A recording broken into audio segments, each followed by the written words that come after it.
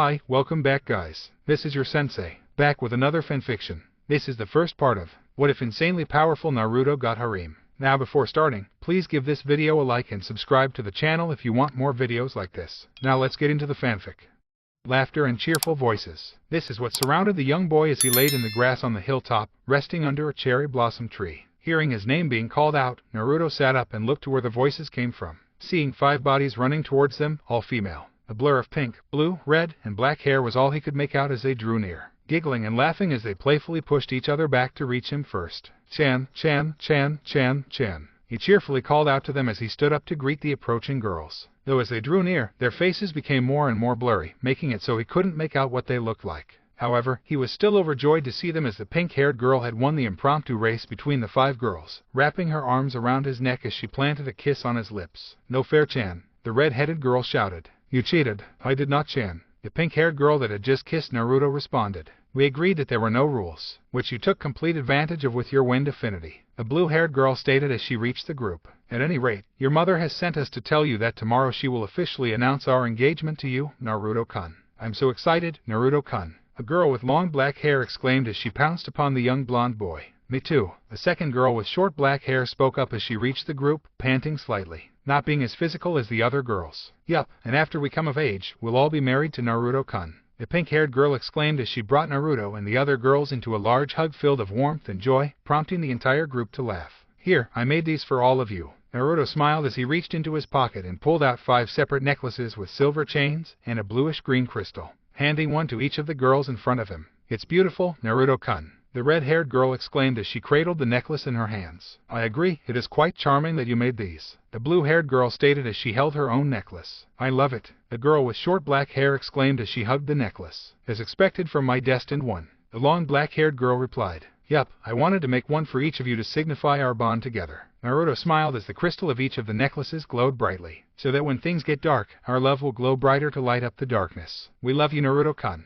the 5 girls exclaimed as they brought the blonde boy into another hug. "I love you girls too," he smiled. "Why Himes, come on, Sama is waiting for us," the blue-haired girl stated, prompting the small group of young lovers to chuckle and laugh as they took off in another impromptu race. Real world. Slowly, he opened his eyes and stared up at the morning sky as clouds slowly drifted overhead, birds chirping and singing to greet the day. With a groan, he sat up and rubbed the sleep out of his eyes, noting that he had ended up crying while he slept. That dream again. He mentally sighed. Reaching down, he took hold of the necklace he wore of the same design of the ones that he gave to the girls, his princesses, in his dream, receiving a sense of comfort from it. "I've been having that dream every night for as long as I can remember. It has to mean something, but what? You know, you shouldn't sleep outside." A soft voice sounded from just behind him, off to the left. Turning his head, he could make out a feminine-like figure wearing a pink kimono. "You could catch a cold. Never been sick before," Naruto replied as he got up and stretched. "The name's Naruto, by the way." "Haku, a pleasure to meet you, Naruto-san," the now identified Haku greeted. "So, why were you sleeping out in this field?"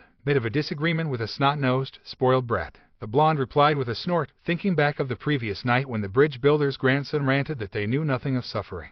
Naruto had had enough and verbally lashed out at the kid, telling Inari bluntly that many have suffered far more than he ever had, and that the kid should be thankful he still has a family that loves him, all before storming out of the house. "I mean, I understand he has lost someone close to him," Naruto continued, missing the somber frown that showed on Haku's face. "But to assume that no one has suffered more than him. The kid didn't have to worry about the villagers of the village he lived in gathering to beat him within an inch of his life, to torture him for crimes he never committed, and other reasons unknown to the blonde. Another thing Inari didn't have to worry about was when he was going to get his next meal. Sure, things were tight in Wave right now, but Tsunami always made sure there was food on the table. Naruto, on the other hand, had spent countless weeks rummaging in garbage bins, just looking for something decent enough to sate his hunger. "Life can be cruel to good people," Haku commented with a sense of understanding. "Why were you crying? Were you having a nightmare?" "No, not a nightmare. Nightmares are filled with fear, pain, and horror," Naruto replied with a frown before looking down at his necklace, firmly grasping it once more as he closed his eyes. "This was, I don't know what it was. It was filled with laughter and joy. Sounds like a pleasant dream, so why the tears?" "There were 5 girls." Naruto smiled slightly as he recalled the dream that had plagued every single night he could recall, though from the corner of his eye he could see a teasing smile on Haku's face, but ignored it.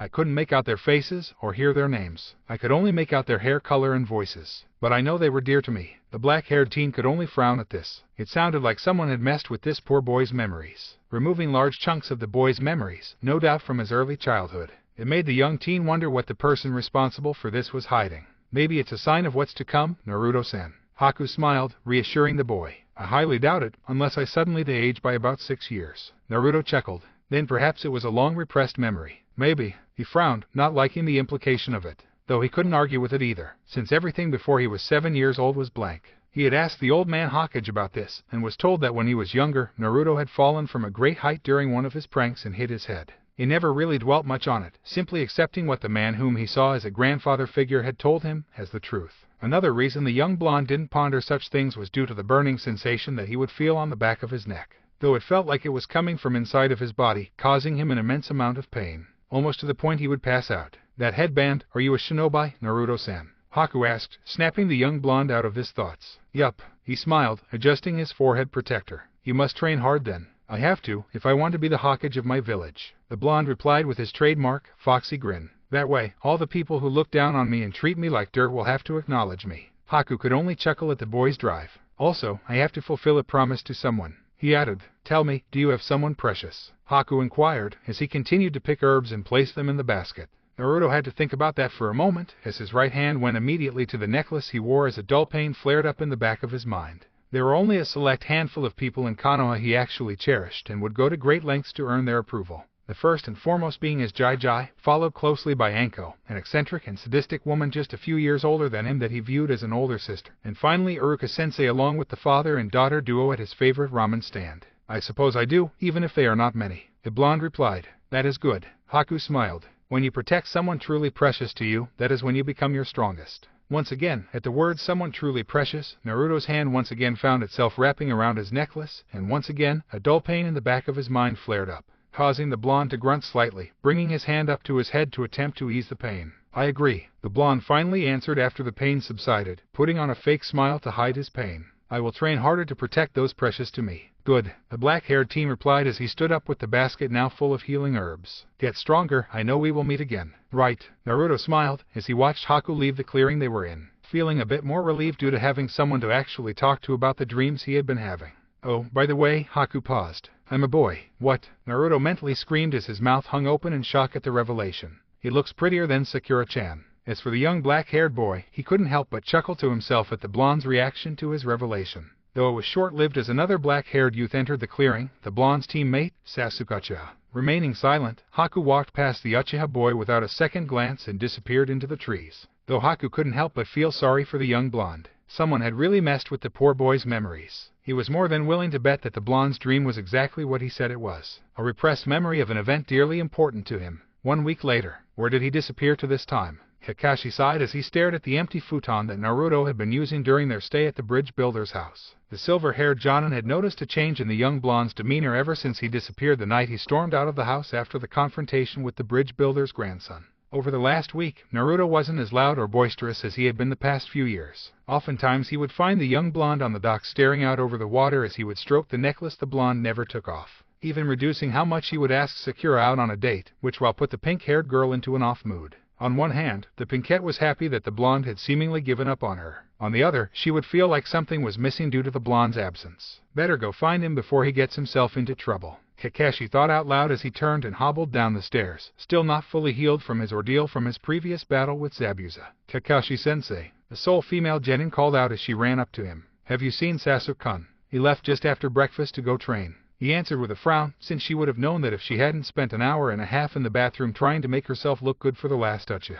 While Sakura was book smart, had perfect chakra control, and was top kunoichi of her class, she was a fangirl for the raven-haired boy, and it severely hampered her focus on her career as a kunoichi. Oh, she replied sheepishly. I was about to go out and look for Naruto. That Baka run off again. The pinkette huffed, crossing her arms. I bet he is just doing it to get attention. I doubt it. Kakashi frowned as he left the house with the pinkette in tow. Perhaps the weight of his first mission outside of the village is hitting him and making him realize that being a shinobi is about a lot more than personal gratification and fame. Sakura frowned at this, getting the feeling that her sensei's words were also directed at her as well, but remained silent. After nearly 15 minutes of scouting the wooded area behind the house, they were alerted to the blonde's location when a kunai landed a few feet in front of them, prompting them to look up. Finding Naruto sitting on a branch near the top of the tree, gashes could be seen cut deeply into the tree's trunk, marking the progress the young teen had accomplished during his night-long training. Morning, Kakashi-sensei, Sakura. The blonde greeted, looking down at the two. earning a frown from the pinkette due to the lack of chan suffix that the young teen usually attached to her name.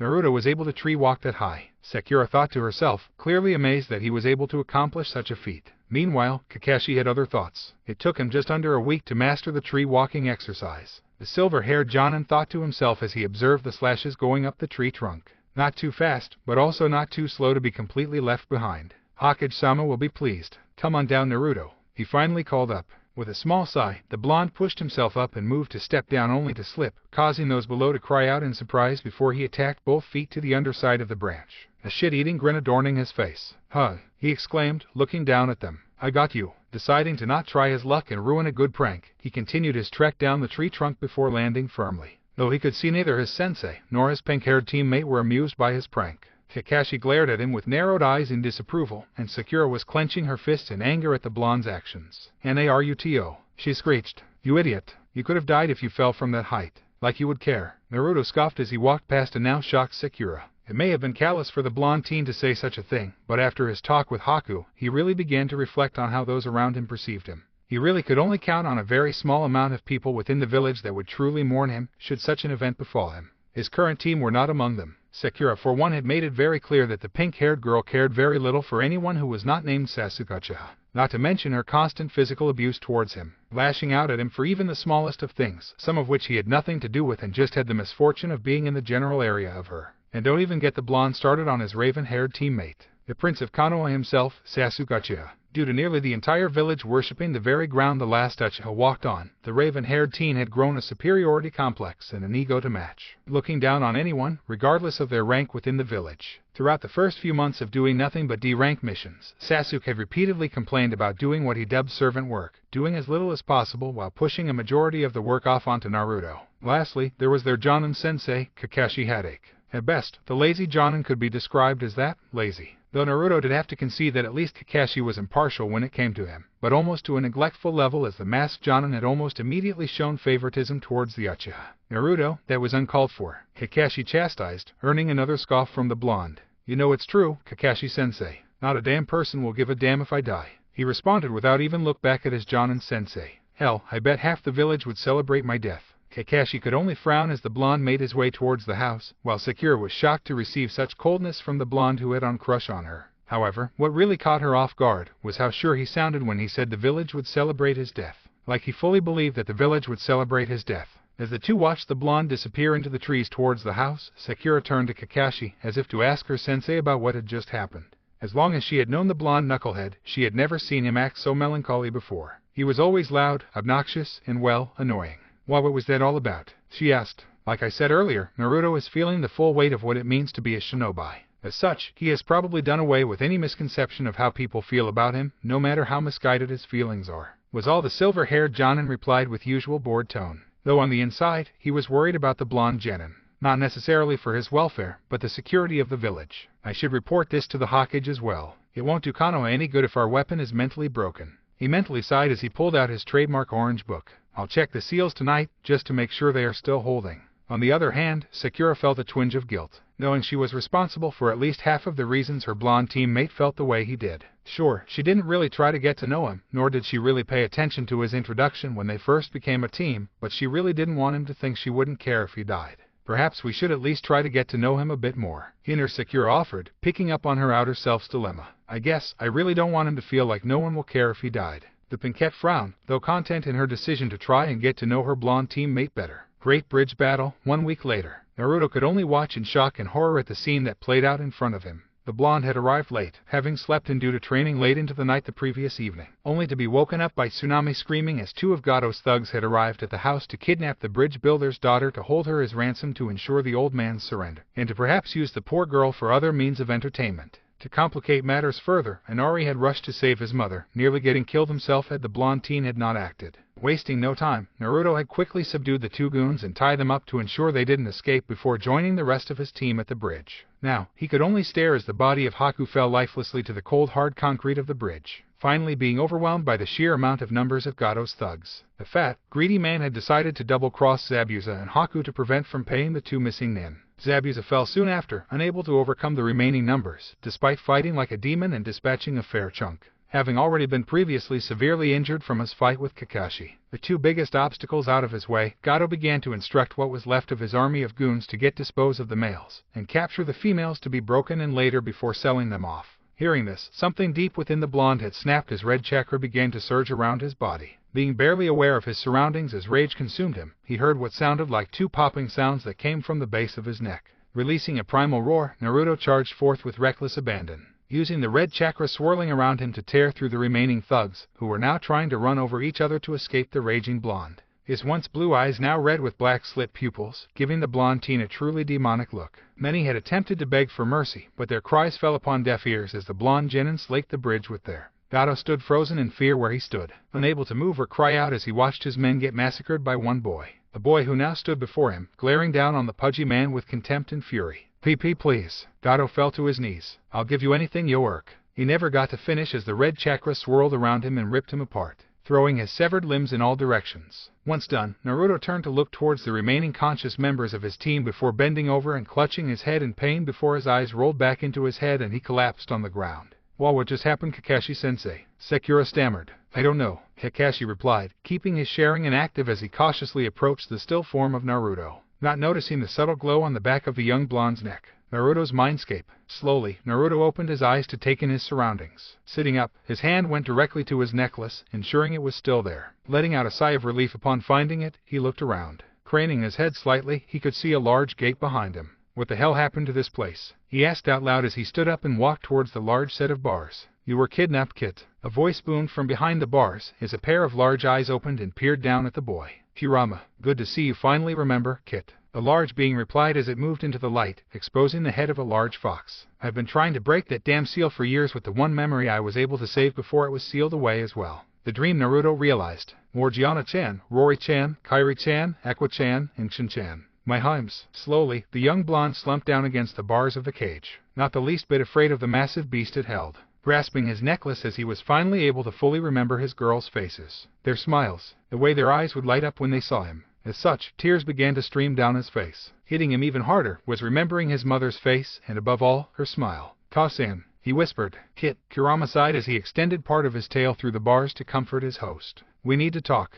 A young girl with red hair and ocean blue eyes, no older than 14, stood on the cliff face, overlooking the water crashing into the shore, staring out over the open ocean as tears stained her cheeks as she clutched a photo in her right hand. The photo in question showed her and 4 other girls, all surrounding a single blonde-haired boy with distinctive whisker marks on his cheeks, whom had a large smile on his face. All 5 had managed to sneak a kiss on the blonde boy's cheeks just as the photo was taken. Morgiana and Rory on the boy's left, and Aqua, Shin, and herself on the right-sided. The photo itself was worn and faded in some areas, littered with water marks from when she would cry over it. "Please, be safe, Naruto-kun," Kairi silently prayed, closing her eyes as she clutched the photo, a lone tear escaping her eye. "Tommy, if you're listening, please allow us to be reunited. For all of us, and especially Kushina-sama." It had been just over 7 years since Naruto was taken away from them, and while she and the rest of the girls did their best to meet each day like normal, it just felt like their light was gone. The way he would smile and laugh always warmed their hearts and brought them joy. Over the years, Kairi had filled out nicely, growing into an attractive young woman with a slender, athletic body. She had abandoned the dresses she once wore as a child, in favor of pink and black bicycle shorts, with a matching hooded sleeveless vest that exposed just enough of her developing cleavage, along with a black pair of kunoichi sandals. Letting out a sad sigh, she turned from her spot on the cliff face and began to make her trek back towards where the others were gathered.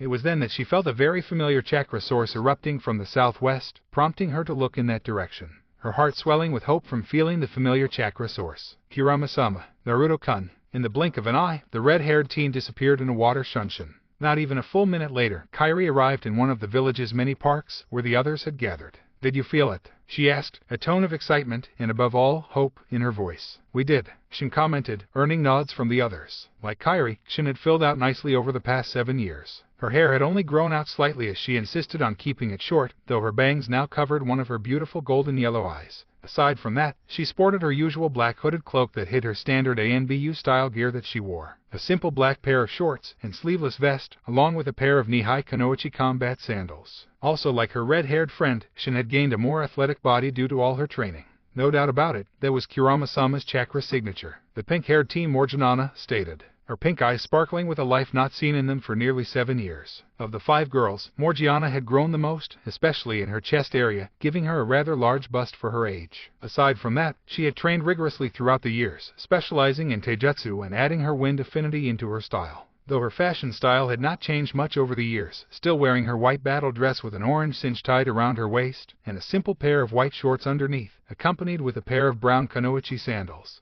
Rory, whom was leaning against her halberd-like weapon, merely silently nodded in agreement with her pink-haired friend, a sense of excitement bubbling up inside her, as well as hope. Hope that she and her other soon-to-be sister wives would be reunited with their loved one. Like the others, she had grown into a beautiful and deadly young woman over the years, earning the nickname of Rory the Reaper, her long black hair flowing in the breeze while her piercing red eyes took in everything around her. Her outfit was unique among her soon-to-be sister wives, sporting a black gothic Lolita-like dress with red trimmings, though the bottom half was a combination of a pair of shorts woven into the dress. A large bow adorned the top of her head, giving her the appearance of having fox-like ears. To finish off her outfit, she wore a black pairing of stockings that stopped halfway up her thighs, and a pair of red shinobi combat boots. "We should report to Kushina-sama," Aqua suggested, with the others quickly agreeing. She would have no doubt felt it as well. With blue hair and equally blue eyes, Aqua had matured greatly over the years, usually being the pillar of strength for the others after Naruto's disappearance, remaining calm and collected in even the most dire of situations, becoming the voice of reason for the group. Sporting a purplish-black high-collared halter top with 2 pink intersecting belts crossing over the center of her chest and a pair of black shorts, a pair of black stockings that stop halfway up her thigh, and a black pair of shinobi combat boots round out her outfit.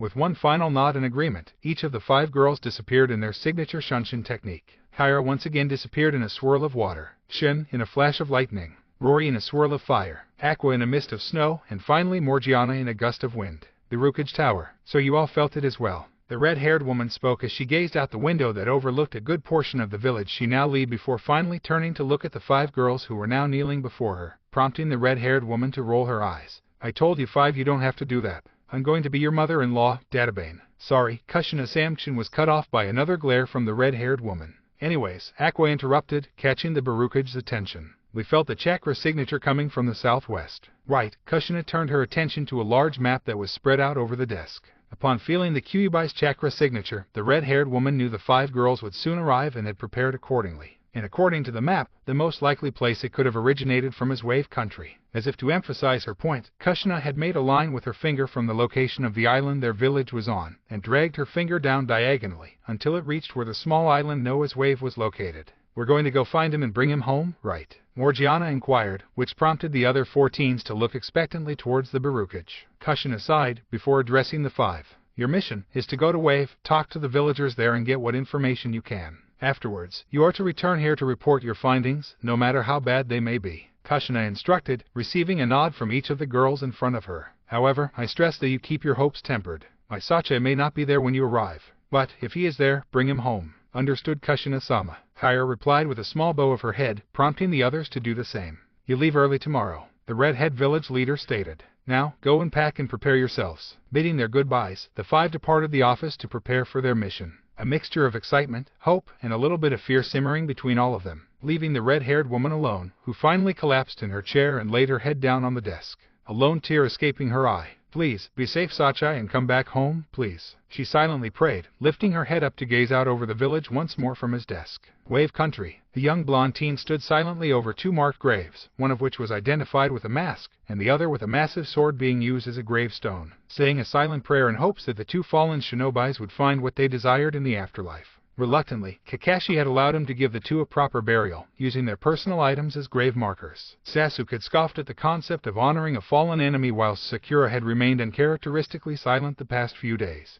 The pink-haired girl had even halted her advances towards the raven-haired Amo, much to the entire team's surprise. Though even more surprising for Naruto was that she appeared to be watching him silently from a distance, a look of concern etched on her face. This, of course, only made the young blonde even more apprehensive of her, not trusting her intentions. He had been lured in by false concern in the past when he was only 10 years old, a mistake that had nearly cost him his life. Then there was his sensei, Kakashi. After the incident in the forest, the masked pervert had snuck over to his cot while he was sleeping, ensuring the seals were still present on the young blonde's neck. Of course, at the time, they were still active. However, after the fight on the bridge, the silver-haired Jonin had checked once more, only to find that once again, the seals were still present. Unknown to him, the seals on Naruto were now fake on merely simulated the effects, even able to fool the Sharingan, and possible even a Byakugan, leaving Kakashi unaware that the young blonde had overpowered the seals, and had now gained back all of his memories. Naruto had to hand it to Kurama, the fox had faked the seals perfectly. Now it was just up to him to keep up the act, though he mentally shuddered about proclaiming about being hawkish and acting like a complete fool. Though, perhaps he could use this mission as an excuse to tone it down a little. After all, he had just taken his first life on the first mission outside of the village. The old monkey surely would expect some mental change after that, right? Of course, all of this made the young blonde recall his discussion with Kurama after he had passed out on the bridge. Flashback no jutsu. It seemed like hours had passed before Naruto had finally calmed down enough to talk to the large fox, though in reality it had only been around half an hour. Though during that time the blonde was conflicted with himself. Naruto had felt like he had abandoned his girls and his mother, despite not really having a choice in the matter. "How are you holding up, Kit?" Kurama asked, after minutes of silence had passed between the two. "I don't know, Kurama," he finally answered after a handful of seconds. "I'm still trying to wrap my mind around how this could have happened." The large fox sighed as he laid his massive head down near the cage doors. He knew his blonde host was not going to like the answer, but the boy deserved to know the truth. He just hoped Naruto wouldn't act too irrationally. "In short, we were betrayed." Kurama began with another sigh. "You were trusted alone with the bastard, Kakashi, that night. He lured you into an isolated training field under the promise of teaching you one of your father's techniques, and he slapped a seal on the back of my neck instead." Naruto growled, "Remember the events of that night?" "Yeah, except I know he didn't make the seal," the fox stated with narrowed eyes. "That seal was from a Fuinjutsu Grand Master, and there is only one who would be stupid enough to invoke your mother's wrath. That perverted bastard." The blonde clenched his fists before slamming them down into the water in anger. "It was bad enough with him perving on my himes, but to betray my mother and father like that. I'll rip his balls off and shove them down his throat. He'll be lucky to get a chance once your mother finds out." Kurama laughed as he imagined the horror the red-haired woman would unleash upon the perverted toad sage. She wasn't called the Crimson Death for nothing. This of course earned a small chuckle from the blonde. Like the large fox behind him, he was imagining different scenarios his mother would put the old fool through. "So what now?" Naruto finally asked. "Once that masked bastard realizes the seals are broken, he will just subdue me again and have them reapplied." "Oh, ye of little faith, Kit." Kurama laughed, before he continued with a short explanation. "As soon as they broke, I placed false ones in their place. They will simulate the same chakra pattern in action. Also, now that I am aware of their intentions, I can block further seals from working as they should. So that means, you're free from the seals, Kit." The fox smiled. "However, it will be up to you to maintain the illusion until we can escape this cesspool of a village." Naruto merely nodded, understanding what his partner was saying. Even though he had his memories back as well as the old lessons his mother and others had taught him, he couldn't tip his hand. He would have to maintain the illusion he was still an idiot. "Well," Naruto smiled as he stood up and turned to look towards the large fox. "I am sure with these traumatic events on this mission, I am expected to tone it down a little." "Perhaps, Kit." Kurama chuckled. "Just try and find a balance so you don't attract too much unwanted attention." "Agreed." The blonde nodded before looking around his mindscape once more, before shaking his head in disgust. "But first, let's take care of this place." Closing his eyes, he began to focus on his surroundings, allowing the sewer system to fade away, soon to be replaced with a large forested area, complete with a meadow clearing and a babbling brook cutting through the center of it all. Off in the distance, a large waterfall could be seen pouring into a large lake that the brook was connected to. For added measure, the young blonde also added an assortment of wildlife to his new mindscape, similar to how he had it structured before he was kidnapped. "There we go, much better." Naruto smiled, turning to his companion who was no longer trapped behind the cage, a collar hanging firmly around his neck to act as the seal. "Thanks, Kit, I really miss this place." The large fox smiled as he took in his new, yet familiar surroundings. "No, thank you, Kurama." The blonde gave a soft smile. "Even if I didn't know it at the time, that dream I had every night gave me hope that things would get better." "You're welcome, Kit." Kurama smiled before it turned into a sadistic grin as he gazed at the blonde boy before him. "Now, let's talk training. Because you are severely out of practice with your skills, no thanks to that old monkey." A shiver ran down Naruto's spine as he recalled the fox's training regiment, knowing full well he was in for a world of pain and suffering for the immediate future. Still, he would meet it head-on and get stronger, so that one day he would reunite with his Himes and his mother. Flashback no Judas dispel. Naruto was taken out of his reminiscing when he felt a lone chakra signature behind him. Letting out a soft sigh, he kept quiet until his pink-haired teammate reached where he stood. No need to let others know of his sensory capabilities, though he frowned slightly as he felt her primary emotion was concern. Did you know them?" Sakura asked as she stood next to him, looking down at the graves, though she mentally wanted to slap herself for asking such a ridiculous question. "Actually, I only met Haku 2 weeks ago, when I slept outside," the blonde replied, though in a solemn tone, seeing no reason to hide his meeting with the ice user. though at the time, I didn't know he worked with Zabuza. The Pinkette was about to inquire further, but was shaken from her thoughts when she heard the blonde next to her chuckle. Seeing her look of confusion, the Jinchuriki decided to let her in on what he found funny. I was just remembering when I first met Haku. He chuckled again. I actually thought he was a girl because of how cute he looked. Sakura couldn't help but giggle as she imagined it, though it did help validate the blonde's story when she recalled that Sasuke commented on Naruto talking with a girl out in the woods, so it appeared the look even fooled Sasuke. So, how are you holding up? After, she tentatively asked. Why do you care, Sakura? The blonde asked, causing the Pinkette to flinch slightly at his tone, also feeling a slight pain in her chest at the lack of the usual Chan suffix that had once accompanied her name. Look, I'm sorry, she sighed, knowing what she had to do. Her and her inner self had had a long discussion and reflected of their past interactions with the blonde, and realized just why the boy felt the way he did, and they were to blame for it, partially. I know I gave you the impression that I don't care about you, and I've been a complete bitch towards you. Naruto's eyes widened slightly at her words. Is she really? I think she is, Kit. I feel actual sincerity in her words. Kurama replied. Despite that, I would care if something happened to you. The Pinkette continued. And I am sure there are those in the village that would as well. Very few would. Naruto replied automatically, causing Sakura to frown slightly. And one of them wouldn't be for the reasons she thinks. And anyways, Kakashi-sensei wanted me to tell you that we will be returning back to the village in 2 days, once the bridge is finished. Sakura stated and turned to leave the blonde-haired genin alone. Though the Pinkette was a little disheartened that the discussion didn't carry on for as long as she had hoped it would. She truly did want to make an effort to actually get to know him, instead of just ignoring him like she had in the past. Thank you, Sakura. Naruto finally spoke, though not turning to face her. Hearing this, a small smile formed on the Pinkette's face before she ran off to rejoin her sensei, and perhaps ask Sasuke for a date once they got back to the village. Konoha, 4 days later. Kakashi let out a quiet sigh as he thought of the report he was going to have to deliver to the Hokage. First and foremost was the events surrounding the Jinchuriki. In between the blonde's shift in attitude during the tree-walking incident, which had affected his pink-haired student. He had checked the seals that night, and was relieved to find them still in place, which only reaffirmed his earlier excuse to Sakura that the stress of the Jinchuriki's first mission outside the village had forced him to reevaluate certain aspects in his life.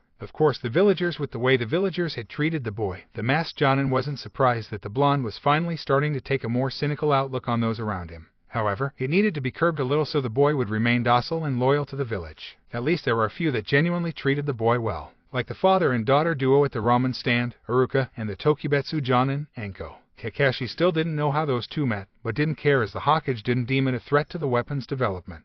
That led to the Jonin's next problem. The incident on the bridge when Naruto had tapped into the fox's power and slaughtered Gato and his men after they had killed Zabuza and his little helper. No doubt the realization of taking a life still weighed heavy on the boy's mind, as he had barely said a word the entire trip back, having nearly completely ignored Sakura, only giving her short replies when the pink-haired genin would attempt to start a conversation with him. This was troubling to Kakashi, as it showed that the blonde had all but given up on his crush on the girl, which threw a wrench into the masked Jonin's plan to utilize his feelings for her to manipulate him further towards the Hokage's goal of turning the blonde into the village's weapon. Once he was broken enough into a form of submission and loyalty towards the village. You three are dismissed, Kakashi stated after his team and himself arrived inside the village. I'll report the mission's success to the Hokage. Hi, Kakashi-sensei. 2 of them replied, while the third merely nodded and slowly began to make his way towards his apartment. Meanwhile, Sakura was torn on what to do, as both boys on her team had split off into different directions, forcing her to have to choose. Should she follow her crush and obsession in hopes of getting a date with the last Uchiha, or should she make good on her promise and try to talk with Naruto more? Frowning slightly, she reached her decision and walked in the same direction Naruto did. Kakashi had noticed this, but said nothing. If she inadvertently reignites the crush he once had on her, it would be all the better and would make him easier to manipulate down the road with the lure of a relationship. Though in reality, the masked Jonin already knew the Hokage wouldn't allow any form of serious relationship to form with the boy until it was needed, and then they would just get a volunteer to become impregnated with the Jinchuriki's child to pass the Kyuubi to, once Naruto no longer had a purpose. Shrugging it off, he quickly made his way towards the Hokage's tower. It didn't take him long to arrive at the tower, jumping into the office through the window like he normally did when he had to report something. Immediately, Hiruzen looked up from his desk, setting his sights on the masked Jonin that now stood in front of him. Report, Kakashi, the elder man ordered. Taking a deep breath, the silver-haired man began to relay his detailed report of what had transpired while on the mission. Sakura, the pink-haired Kunoichi, couldn't help but feel a swell of anger as she followed her blonde-haired teammate. Initially, she had wanted to quickly reach him and try to talk some more, but her inner self had suggested to hang back, which is the reason for her current mood. While tailing the blonde, she had noticed the glare sent the boys' way by nearly every villager they had passed, some even whispering to one another how Naruto should have died on his first mission outside the village. She had even overheard a select few bragging about beating the boy to near death when he was younger. Hearing this, the Pinkette clenched her fist. He was right. Sakura mentally sighed. No one in the village would care if he died, and even more so, they would celebrate his death. But why? I don't know. Inner Sakura replied with a frown of her own.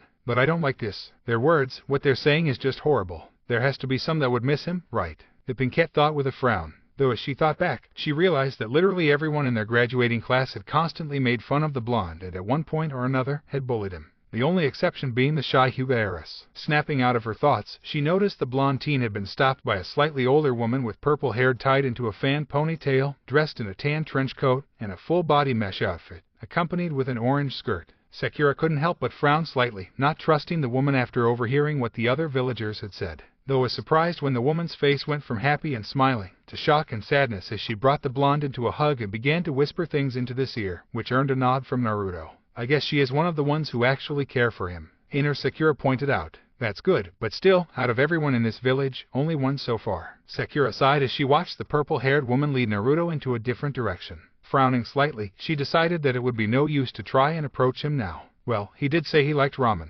Her inner self reminded the Pinkette. Maybe we should stop by there and see if we can find anything. With a new destination set, Sakura took off in the direction of Ikaraku's ramen. Perhaps tomorrow, she would be able to talk with her blonde teammate, now that she had a better perspective of what he has to go through on a daily basis. Hokage Tower. And that is what happened. Kakashi had finally finished his report, having told hers in every small detail. From Naruto's shift in attitude, to him snapping and killing all of Gato's men, as well as Gato himself on the bridge. You ensure the seals are still active, correct? Correct, Hokage-sama, the masked Jonin replied. After both incidents, the seals are still working perfectly. Good, hers sighed in relief. The last thing the old man needed was the village weapon to regain his memories. Even worse would be if Kushina had found out where her missing son had been all these years. What should we do about his change of attitude and him taking his first life? Kakashi inquired. Nothing for now, the elderly man responded. I believe you are correct in your assessment about the boy. If anything, it is better if he becomes more cynical, as the weapon will be less hesitant to kill when commanded to do so.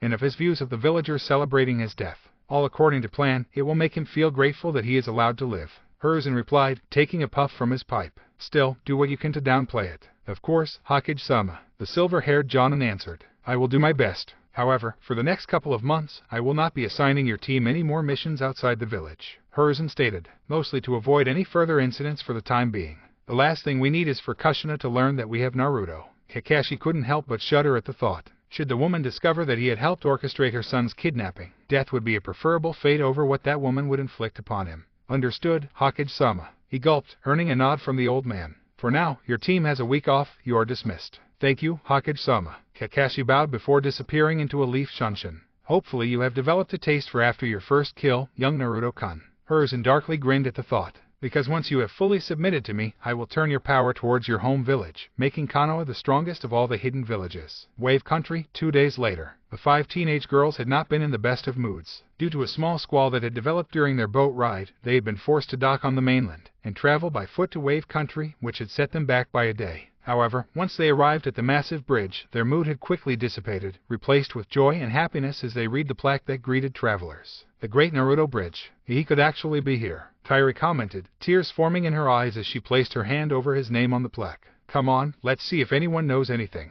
Morgiana stated, earning an agreeing nod from the girls. Quickly the 5 teens ran across the bridge with renewed speed, a small part of them holding out hope that their blonde fiancé would still be within the village so that they could take him back home. It didn't take long for the 5 to finish crossing the bridge, arriving inside a quaint-looking village with people happily bustling to and fro as they went about their daily lives. Ah, welcome to Wave. A voice spoke up from behind them, prompting them to turn to the one speaking to them. Seeing an old bespectacled man with a large beard and dark eyes, wearing a sleeveless shirt, accompanied by a towel hanging loosely off his neck. Name's Tezuna, what can I do for you? Good afternoon, Tezuna-san. Aqua spoke up as she approached the elderly man, offering him a kind smile. We were hoping someone could help us. Depends on what you're asking, but I will do my best.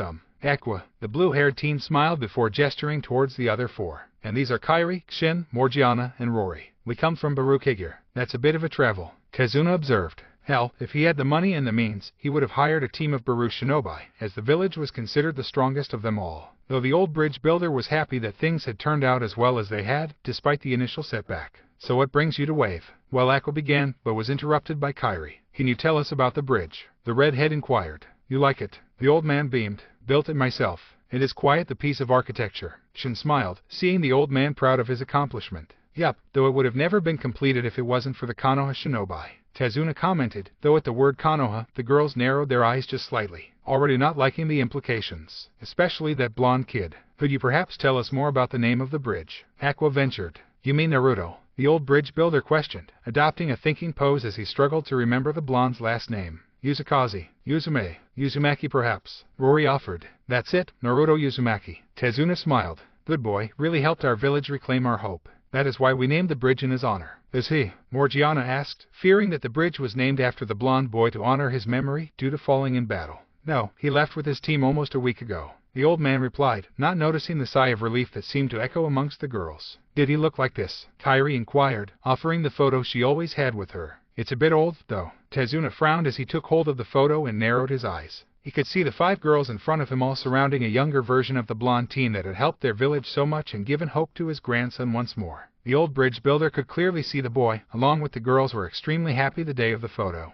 Not the lonely teen that had left no more than a week ago. Why don't we continue this conversation back at my house? The old man sighed, already seeing the writing on the wall. My daughter will also be able to answer your questions. Nodding, the 6 of them quietly made their way through the village until they reached a small house at the water's edge. Opening the door, he invited the 5 in, before entering behind them. Tsunami, he called out. I'm home, and we have guests. Coming. A feminine voice called out from the kitchen. Before the owner of the voice stepped into view, seeing the give girls that had accompanied her father, she gave a polite bow and welcomed them to her home. These girls are looking for Naruto, Tazuna informed his daughter with a serious look in his eye. Oh, how come? The brunette inquired as she led the group into the dining room, waiting for each of them to claim a chair to sit in. Well, we're kind of his fiancés. Aqua chuckled, earning a surprised gasp from the bridge builder's daughter. With a nod of approval from Kairi, Tazuna passed the photo the redhead had given him to his daughter. As she gazed down at it, an expression of realization had washed over her face as she silently passed the photo back to the red-headed teen. 7 years ago, he was kidnapped from our village. Morgiana informed the father and daughter, causing the old man's eyes to narrow. Meanwhile, Tsunami bowed her head in acknowledgement.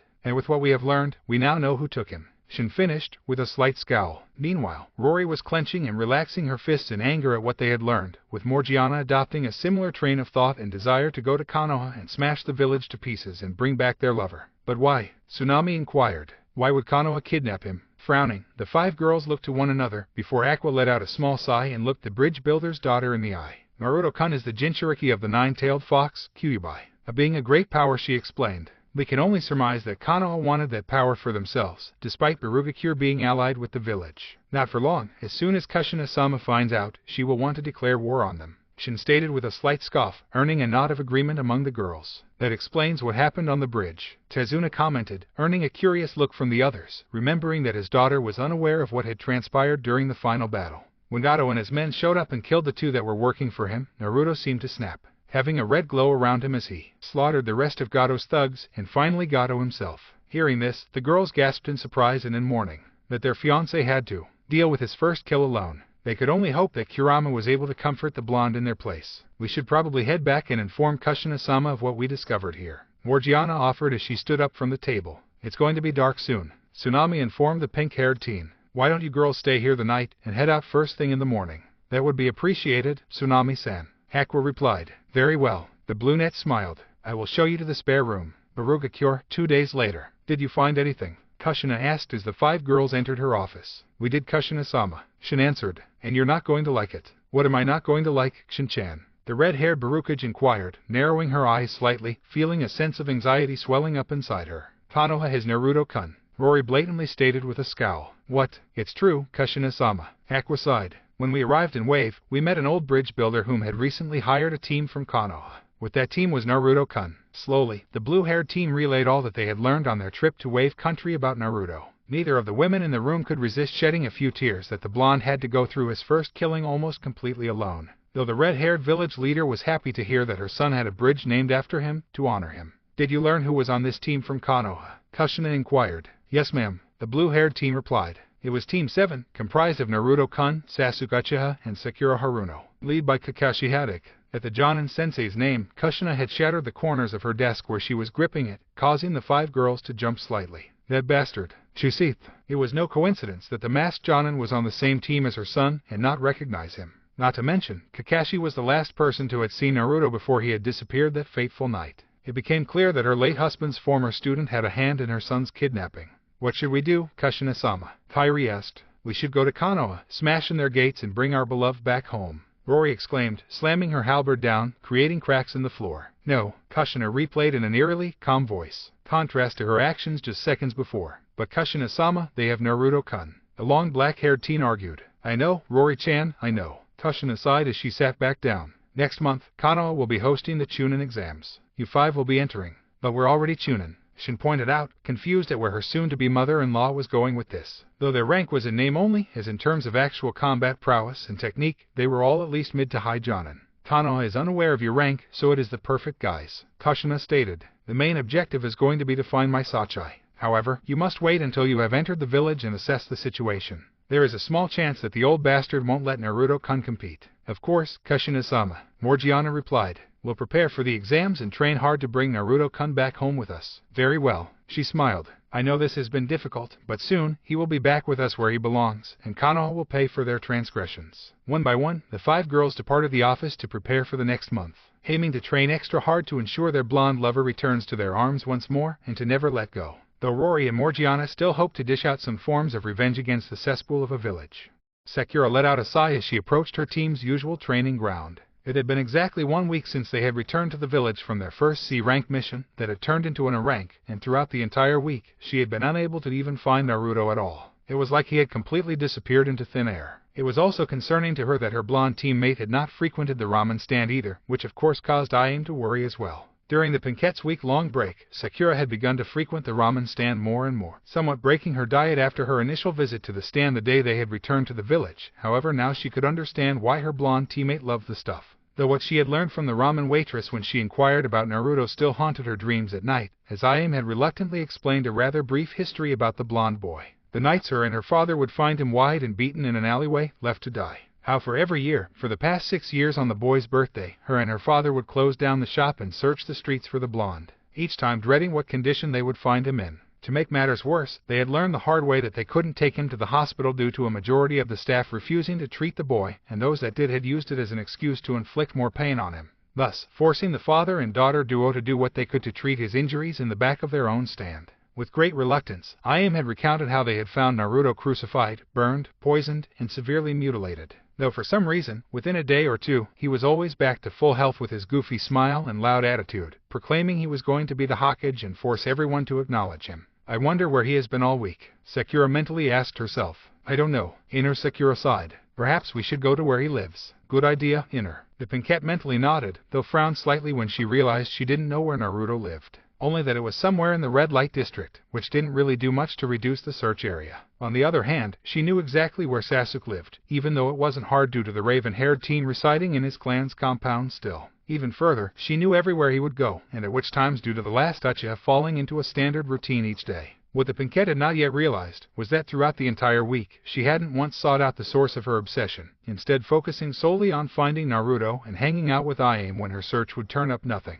Of course, she couldn't say her week was not entirely uneventful, as a few days ago she had an uncomfortable confrontation with the purple-haired young woman who had greeted Naruto upon his return to the village. Flashback no jutsu. Sakura had let out another sigh as she had spent the last few hours wandering around the village in hopes of finding her blonde teammate. Turning up another fruitless search, she had opted to visit Ikaraku's again, in hopes the blonde would turn up there. Well, that was half of the reason. She had yet to admit it to herself, but she had immediately grown to love the ramen from the stand. Not paying attention to anything in general, the Pinkette rounded the corner before feeling a slight pain at the base of her neck before her world turned black, vaguely feeling someone pick her up and carrying her off into some unknown direction to her. Nearly half an hour later, did the young Pinkette return to the world of the living, only to find herself tied to a tree out in the middle of the forest. Quickly snapping her eyes open, she frantically began to look around her surroundings in an attempt to get her bearings. "Ah, you're finally awake." A feminine voice spoke up from just behind her, just enough that they remained out of sight. "Where am I?" she asked, only to receive a sadistic giggle. "You're in my personal playground, Pinky," the voice replied, getting closer to her. "Why, what do you want?"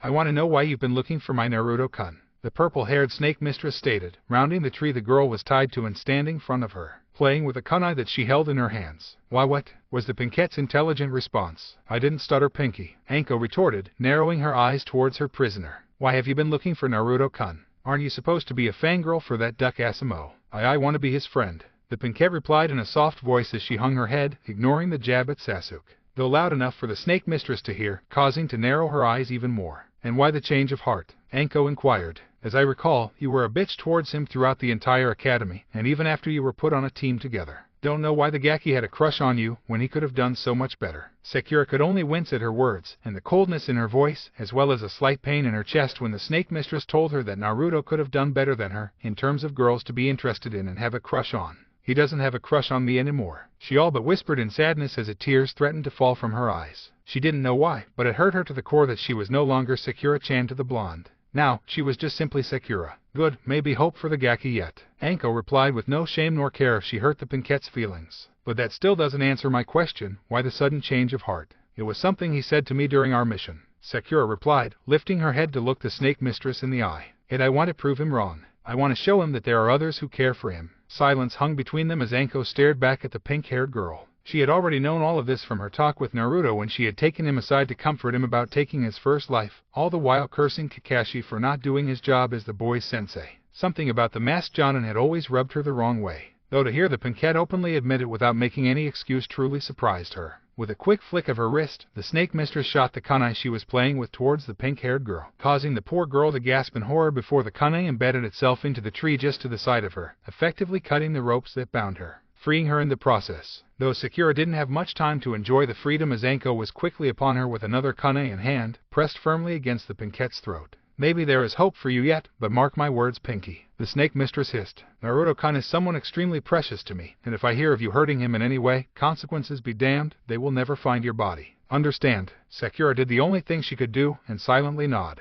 "Good, now get out of here," Anko ordered, placing her kunai back into her holster. "Exit is that way." Sakura didn't need to be told and quickly took off in the direction the snake mistress had pointed towards, not wanting to risk the snake mistress's wrath or ire. Flashback no jutsu dispel. The Pinkette still shuddered at her run-in with the snake mistress, knowing full well that the purple-haired woman would make good on her threat. Shaking herself from her inner musings, Sakura took the chance to look up as she entered the training ground, and to her surprise found Naruto leaning back against one of the 3 large posts, reading what appeared to be a scroll of some kind. For some unknown reason to her, she felt happy and almost excited to see him again. "Good morning, Naruto," the Pinkette greeted a bit timidly as a small part of her was nervous, having not seen him in a week. At first, the blonde didn't reply, causing the Pinkette to frown before he rolled up the scroll he had been reading and turned to meet her. "Morning, Sakura," he greeted in return, though she still winced at the lack of chan at the end of her name. "We've always wanted him to leave us alone and stop pestering us for dates, and now that he has it just feels like something is missing," Inner commented in a depressed tone.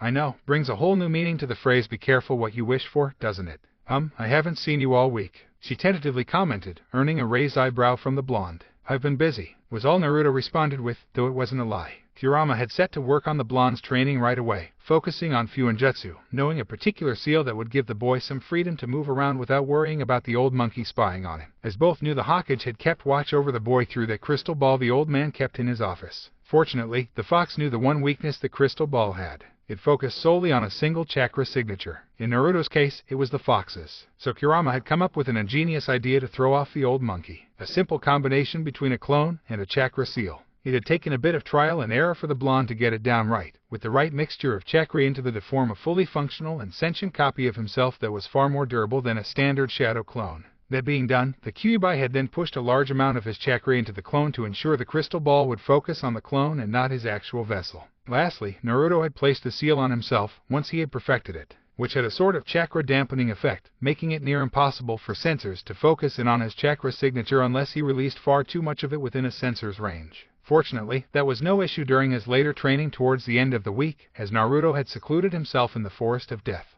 though he mentally shuddered when Anko would eventually find out that he had been training in her playground without her. "I see," was all Sakura replied with as she sat down on the other side of the post, awaiting the final 2 members of their team. Though she already knew Kakashi was going to be late again, as he always was. As silence hung between the two, Naruto had once again pulled out the scroll and began reading over it once more. It wasn't anything special, just a scroll about improved chakra control exercises and other things he could do to increase the control over his massive chakra reserve, as well as a few jutsus that he could add to his arsenal. Normally, he wouldn't have been able to gain access to such a scroll, as the library, just like countless other businesses within the village, would refuse him access. despite it being illegal to refuse a Konoha shinobi service. However, a simple henge had solved that issue, and with his clone wandering around, it had been easy to fool the librarian and various other shops, allowing the blonde to get what he required and to actually have some actual home-cooked meals. Not that he didn't like ramen, hell, he loved the stuff, but for the first time in 7 years, he was able to enjoy a dish of an old recipe his mother would make them, thanks to Kurama's help of reciting the recipe to him. Though he knew he would have to make it up to IM for not coming by the ramen stand all week, no doubt worrying about him, with their past experiences of him being hunted down and attacked. This of course caused him to frown slightly. The blonde didn't like it when those who he held close were worried or in pain. "We should stop by after training today," Kurama put in, sensing the thoughts his container had. "You know that girl sees you as a little brother." "Yeah," the blonde mentally agreed. Another half-hour passed between them in silence while Naruto continued to read from his scroll. Meanwhile, Sakura would still glances at the blonde, curious as to what the scroll was about. However, before she could vocalize her question, the blonde quickly rolled the scroll up and stuffed it into one of his pouches, before leaning back against the post. What was that? She never got to finish her thought as Sasuke entered the training field. Smiling, she wished the raven-haired teen a good morning, only for the last Uchiha to merely scoff at her, prompting her to frown at his dismissal of her. Meanwhile, the Uchiha continued to not so silently complain about how the librarian had come over to his compound this morning and began pestering him about a scroll he had supposedly borrowed that needed to be returned by the end of the week. The pinkette had picked up on his grumbling and cast a sideways glance towards her blonde teammate in suspicion. "You don't think that Naruto-kun henged into Sasuke to get that scroll?" the pinkette mentally inquired. "I think he did. He's been reading it all morning, and as soon as Sasuke arrived he put it away," Iter commented before seemingly pondering something else. What if this wasn't the first time Naruto-kun henged into Sasuke? "What do you mean?" "Think back to shortly after we passed the bell test, that moment on the park bench. Didn't Sasuke seem out of character then?" Sakura thought on that for a few seconds. The more she thought about one of her most precious memories with the raven-haired boy, the more it began to change as she began to imagine Naruto sitting in Sasuke's place, her eyes widening in realization. It wasn't Sasuke at all, it was Naruto-kun henged as Sasuke. She replied to her inner self, who merely mentally nodded in agreement. "You know, team, it's considered polite to at least return a greeting." Naruto spoke up, breaking Sakura from her thoughts. "Or didn't your mother never teach you any manners?" "At least I had a mother, Dobe," the Uchiha retorted with a smug look on his face, taking a stab at the blonde being an orphan, as it was well known that the boy's parents were killed during the Kyuubi attack 14 years ago. Sakura, on the other hand, frowned at the boy's taunt, causing her to want to chastise her crush of being such a jerk to try and use Naruto's lack of parents as a taunt, though stopped herself when she saw the blonde merely smirk in response, as if he knew something they didn't. However, one thought shot through her mind. Wait, was I really going to defend Naruto-kun from what Sasuke said? She asked herself, before her eyes widened in surprise. It appeared that her week-long search for her blonde teammate had acted as a sort of detox for her in regards to her obsession with the Uchiha, allowing her to finally compare the two boys on her team with a clear mind. "We were," Ina replied, not commenting on her outer self referring to the blonde with the kun suffix and the lack of said suffix to the Uchiha's name for the past few minutes, since Sasuke had arrived to the training grounds. Though before both Sakuras could continue their mental conversation, Naruto broke them out of their thoughts. "Really? That old taunt? I guess it is true about the great Uchiha clan," the blonde stated with a lazy sigh. "Can't create anything new, always have to steal it from somewhere else." This of course caused the raven-haired teen to seethe in anger, as the blonde in front of him had dared insult him and his clan. "You're just jealous of my Sharingan's power," Sasuke defiantly stated. Yeah, the blonde scoffed before proceeding to flip off the Uchiha, which only served to infuriate the raven-haired boy even further. "Copy this with your pink eye." Despite herself, Sakura couldn't help but giggle to herself at Naruto's comeback, though had managed to cover it in a cough to not attract the attention of her two teammates. However, before things could escalate further, a poof of smoke erupted from the top of one of the training posts, revealing the masked Jonin reading his trademark orange book. "Well, I see my lovely genin are lively this morning," Kakashi commented in his usual lazy tone as he casually put away his book. "What are we going to work on today, Kakashi-sensei?" Sakura asked, looking up at the masked Jonin. Kakashi was silent for a moment as he took in his three students before him. He could see that Sasuke was about ready to attack Naruto for what the blonde had taunted the last Uchiha with, though the masked Jonin was surprised to see that Naruto did not rise to the bait and instead had flipped it around on Sasuke, which was slightly concerning, causing the Jonin to frown slightly. Normally Naruto would have lashed out at Sasuke, but instead he remained calm and had managed to get under Sasuke's skin. He thought to himself, before turning his attention back to the rest of Team 7. "Today we will be working on individual exercises," Kakashi stated with an eye smile as he produced 3 scrolls. "Naruto, I want you to practice the leaf-cutting exercise. Sakura, with your precise chakra control, I want you to focus on medical ninjutsus." Naruto said nothing as he took the scroll that was offered to him. mentally scoffing at how badly the silver-haired man hid his agenda. Sure, if he was still under the effects of the seals, the blonde would have ate it up that this was actual training.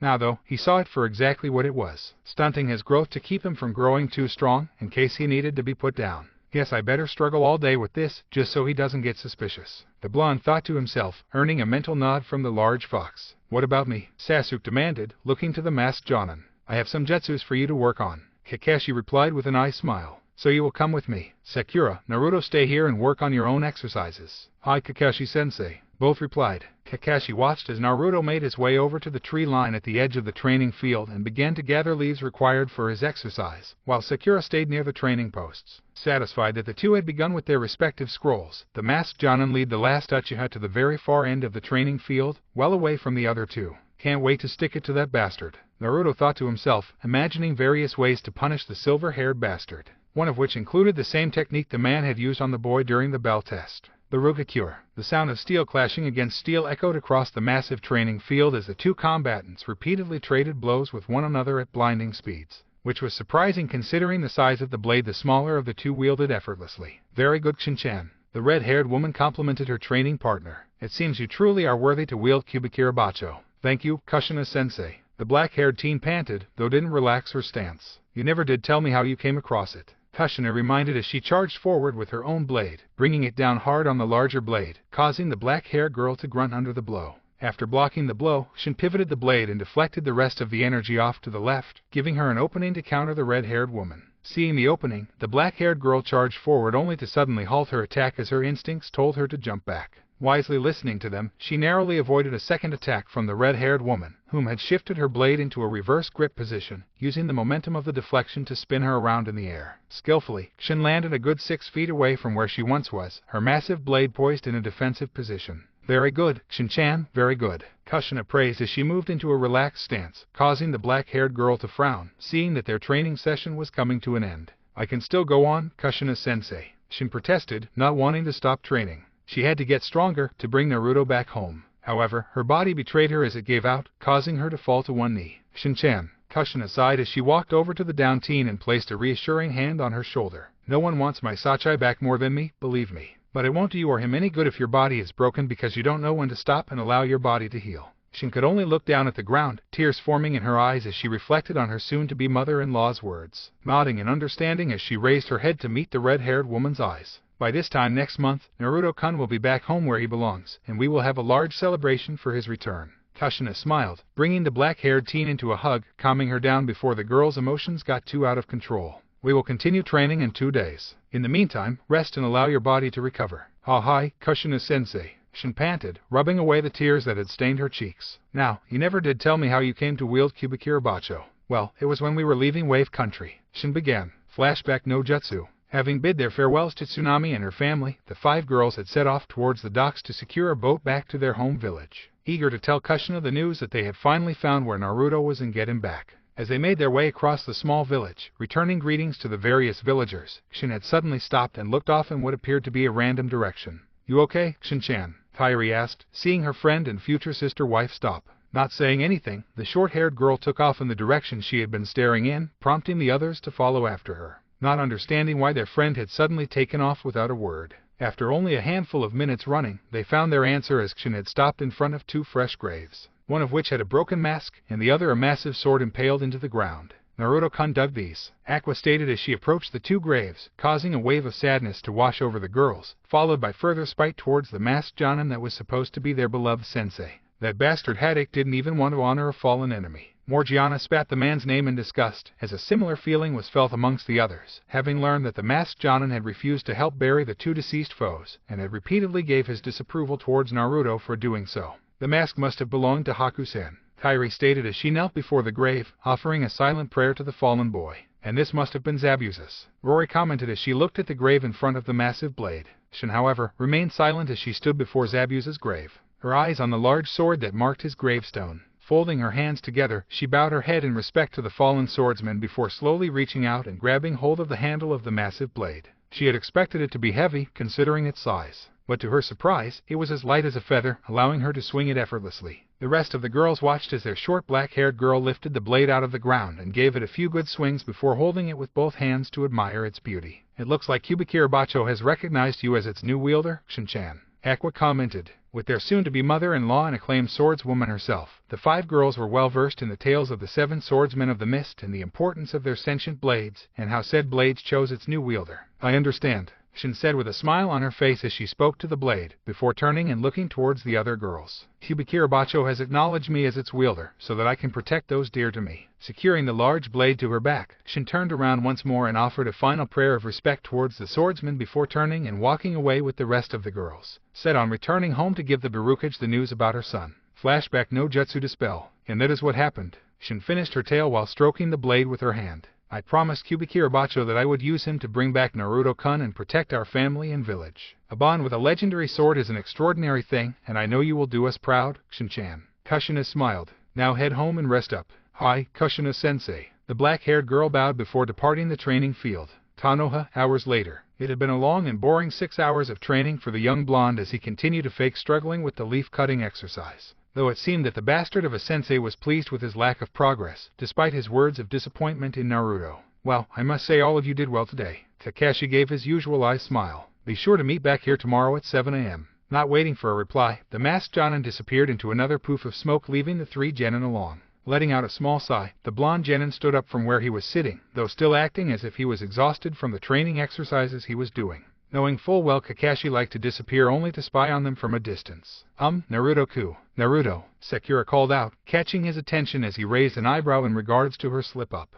Even Sasuke had shot the Pinkette a confused look, as the Amo was expecting her to pester him for a date once more. "What is it, Sakura?" the blonde inquired, a little curious at his pink-haired teammate's sudden focus on him. "I was wondering if you would like to get some ramen." The Pinkette blushed as she realized it sounded like she was asking her blonde teammate out on a date. "I was about to head there now," Naruto honestly replied. "But since when do you eat ramen? Aren't you on a diet?" "I've been eating there all week," Sakura answered, "while I was looking for you, and I've kind of ended my diet," she continued. "Accept her offer, kid." Hirama spoke up as he watched the interaction between the two. "Hirama," the blonde mentally questioned. "It's clear she's been looking for you all week since we detected her following you the day we returned." The fox explained. "Notice how she hasn't even asked the Uchiha bastard for a date all afternoon, yet she is asking you to join her." "I guess," the blonde relented, though still doubtful of the Pinkette's intentions. "I know your crush on her was based off of her hair subconsciously reminding you of Morgiana-chan, but I can feel that she truly wants to be friends with you." Hirama continued, sensing the blonde's doubt. "I say give her another chance. May be nice to have an actual friend on the team while we are still here." "All right, Furball, you made your point. Love you too, brat,"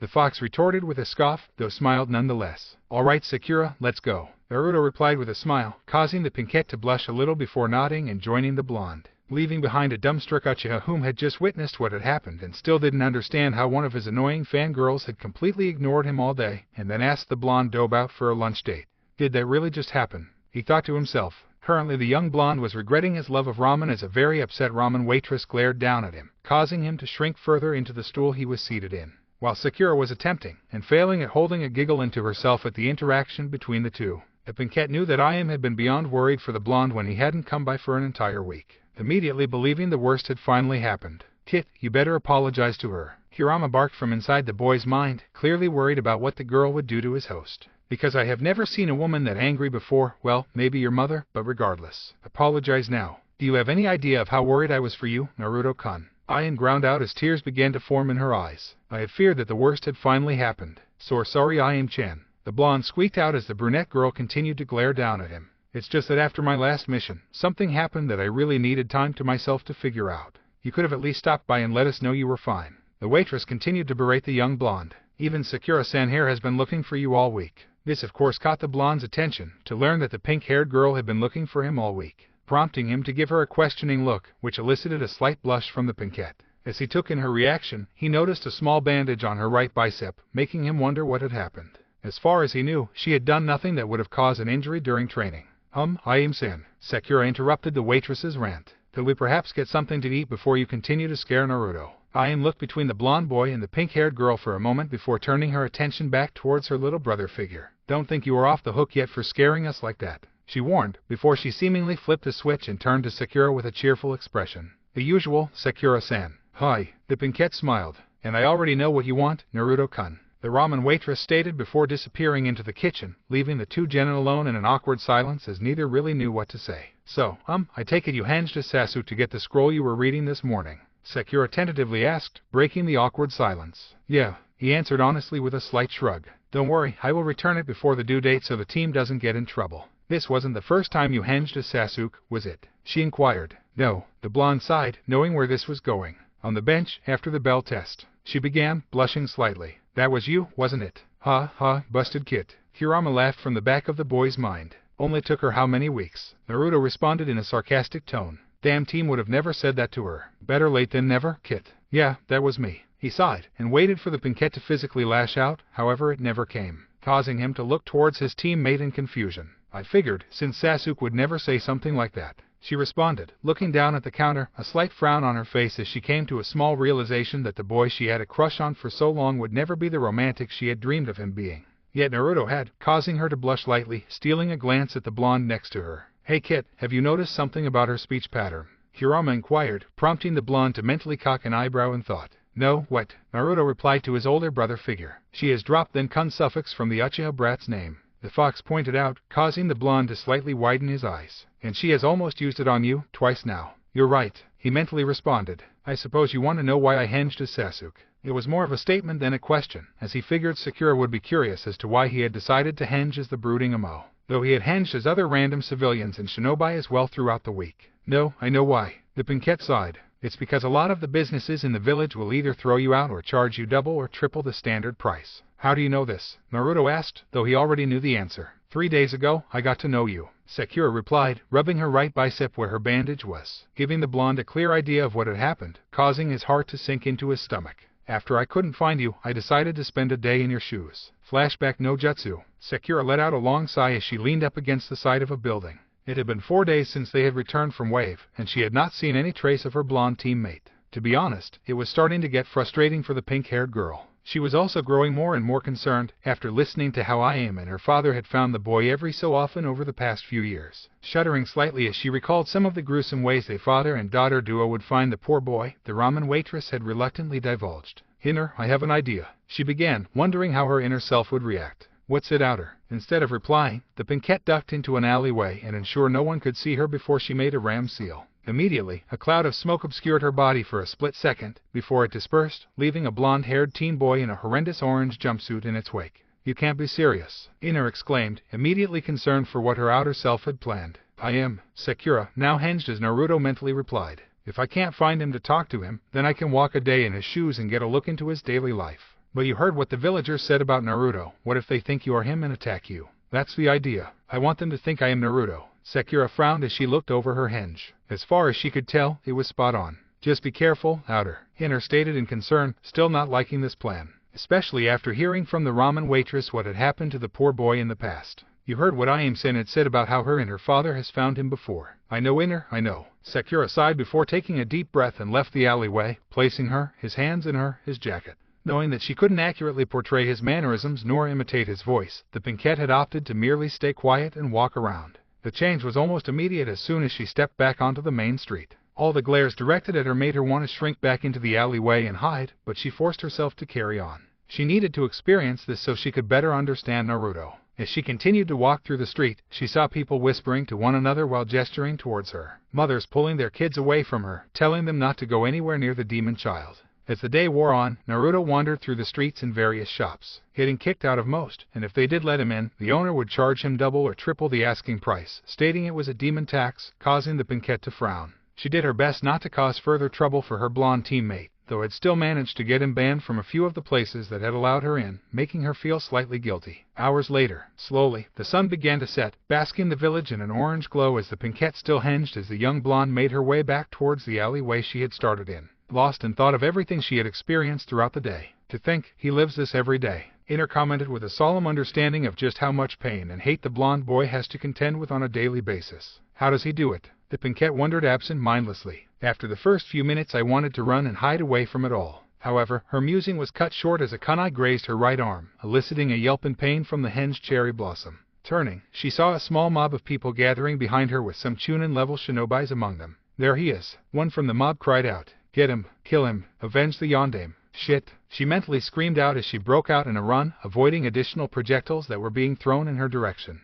As the minutes ticked by, she was becoming more and more tired, not having the same stamina as her two teammates, and as she got more and more tired, the projectiles the mob were throwing at her got closer and closer, having nearly hit her countless times. I need a way out, Sakura thought in a panic as she looked around for anything she could use. Seeing a tree just ahead, she quickly came up with a plan. Taking a cautious look behind her, she began to time it. As soon as one of the chunin in the crowd threw one of their kunai, she substituted herself with a log and disappeared into the tree, quickly dropping her henge. Damn it! A yell could be heard from one of the nameless pursuers. The demon got away again, watching as the mob slowly began to disperse, upset that their prey had eluded them once more as they grumbled to one another about how they would get the demon brat next time. Letting out a sigh of relief, Sakura dropped down from the tree and lingered for a moment before leaving in the opposite direction that a majority of the mob left in, unaware of a pair of blue eyes that had been watching her. Flashback: no jutsu dispel. What you did was incredibly reckless, Sakura. The blonde frowned after the pinkette had finished her explanation. Sakura was about to retort before he held up his hand to prevent her from saying anything.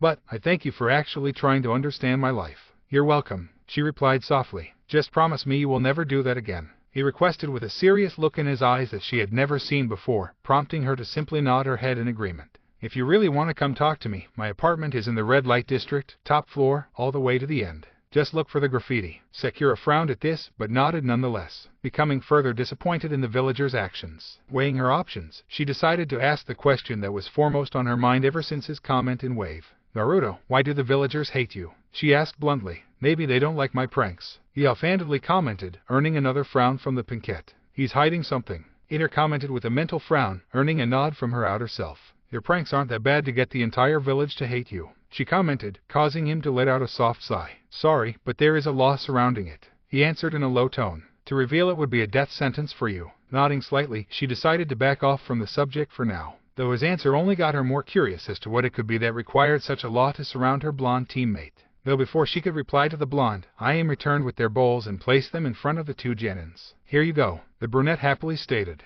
Thank you, both responded as they began to dig into their respective bowls. The two ate in silence as Harem went to tend to other customers that began to filter into the ramen stand. After they finished, the two paid for their meals and bid the brunette waitress farewell, with Naruto promising that he would not disappear like that again. You should leave her a hint, Kurama commented as the two silently walked away from the ramen stand. Like your birthday. You sure? Naruto inquired with a mental frown. I thought the whole reason of giving her a second chance was to have a friend on the team while I am still here. If she learns the truth, she could. If she is smart enough to figure it out, she is smart enough to know we are two different entities. The fox replied, cutting off the blonde. I am not saying reveal our close friendship or anything. I guess I will see you tomorrow, Sakura asked, breaking the blonde from his inner conversation with his tenant. Yeah, he nodded, turning to leave before he paused. By the way, my birthday is October 10th.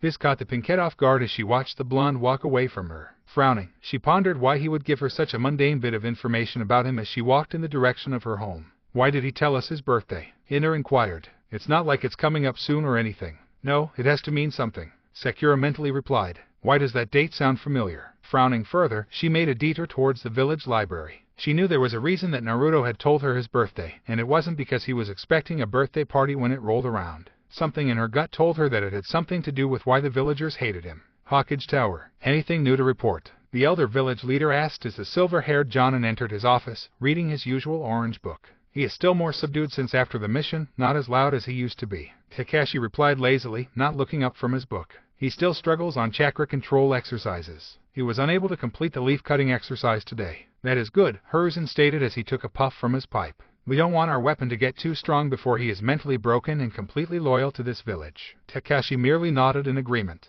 He knew full well the damage the demon could cause if he gained too much power before he was mentally conditioned to be the village's weapon, especially if he decided to retaliate against the villagers' attacks on him. Any other developments with your team? Since Sasuke has unlocked his Sharingan finally, I began to train him to use it. Hopefully within a few months I can start training him on how to use it to subdue other Jinchuriki or Biju. Good, good. Hiruzen nodded in approval. Shame Itachi had to massacre the entire clan. We could use more matured Sharingan users to keep the weapon subdued. Has Sasuke shown any interest in reviving his clan? No, Hokage-sama. The masked Jonin sighed, closing his book. His sole goal right now is to avenge his clan. The elder man frowned at that. He had hoped the last Uchiha in the village would have at least have a few illegitimate kids running around with the sheer amount of fangirls the boy had, a few of which had blatantly stated they wanted to bear his children. Just make sure he is ready. The last thing we need is for the boy to die before he can sire any children," the Hokage stated. "Anything else? There has been a small development with the Haruno girl, and that is, since the incident in Wave, she has been consciously seeking out the Jinchuriki. Do you suspect they are romantically involved?" the elder man asked. It was no secret that the blonde Jinchuriki had a crush on the pink-haired girl. If the two were romantically involved with one another, he would have to end it, possibly by disposing of the girl, as she was more expandable than the weapon. However, the more he thought about it, the more he considered how this development could work in his favor. "No," Kakashi replied. "It seems his crush on her has died in Wave. Her goal, however, is to prove to him that there are others who would care if something were to happen to him. Should I intervene?" "No," Hiruzen answered. "Allow her to continue. We could use this to our advantage." "How so, Hokage-sama?" "If they were to actually form an emotional bond with one another, we can exploit that bond to speed up the process of breaking his mind." Hiruzen grinned darkly. "I want you to start pairing them together on assignments. Subtly nudge them closer together, but don't force it. And if they do become romantic, I will allow it for a time, to ensure that bond is set." The Hokage replied, the grin still on his face as he imagined how his current plan would turn out in the village's favor. "Once the bond is set, we will remove the Haruno girl, allowing the weapon's mind to completely break." Kakashi frowned slightly, not wanting to toss away a potential Kunoichi for the village, but it was for the greater good of the village. So it was an acceptable sacrifice to ensure Konoha took its rightful place as the strongest of all the villages. "It will be done, Hokage-sama." He bowed before departing the office, leaving the village leader alone with his thoughts. A malicious grin on his face, the elder village leader took out a single black notebook from a safe under his desk and began to detail his current plan involving the young pink-haired girl and the village weapon.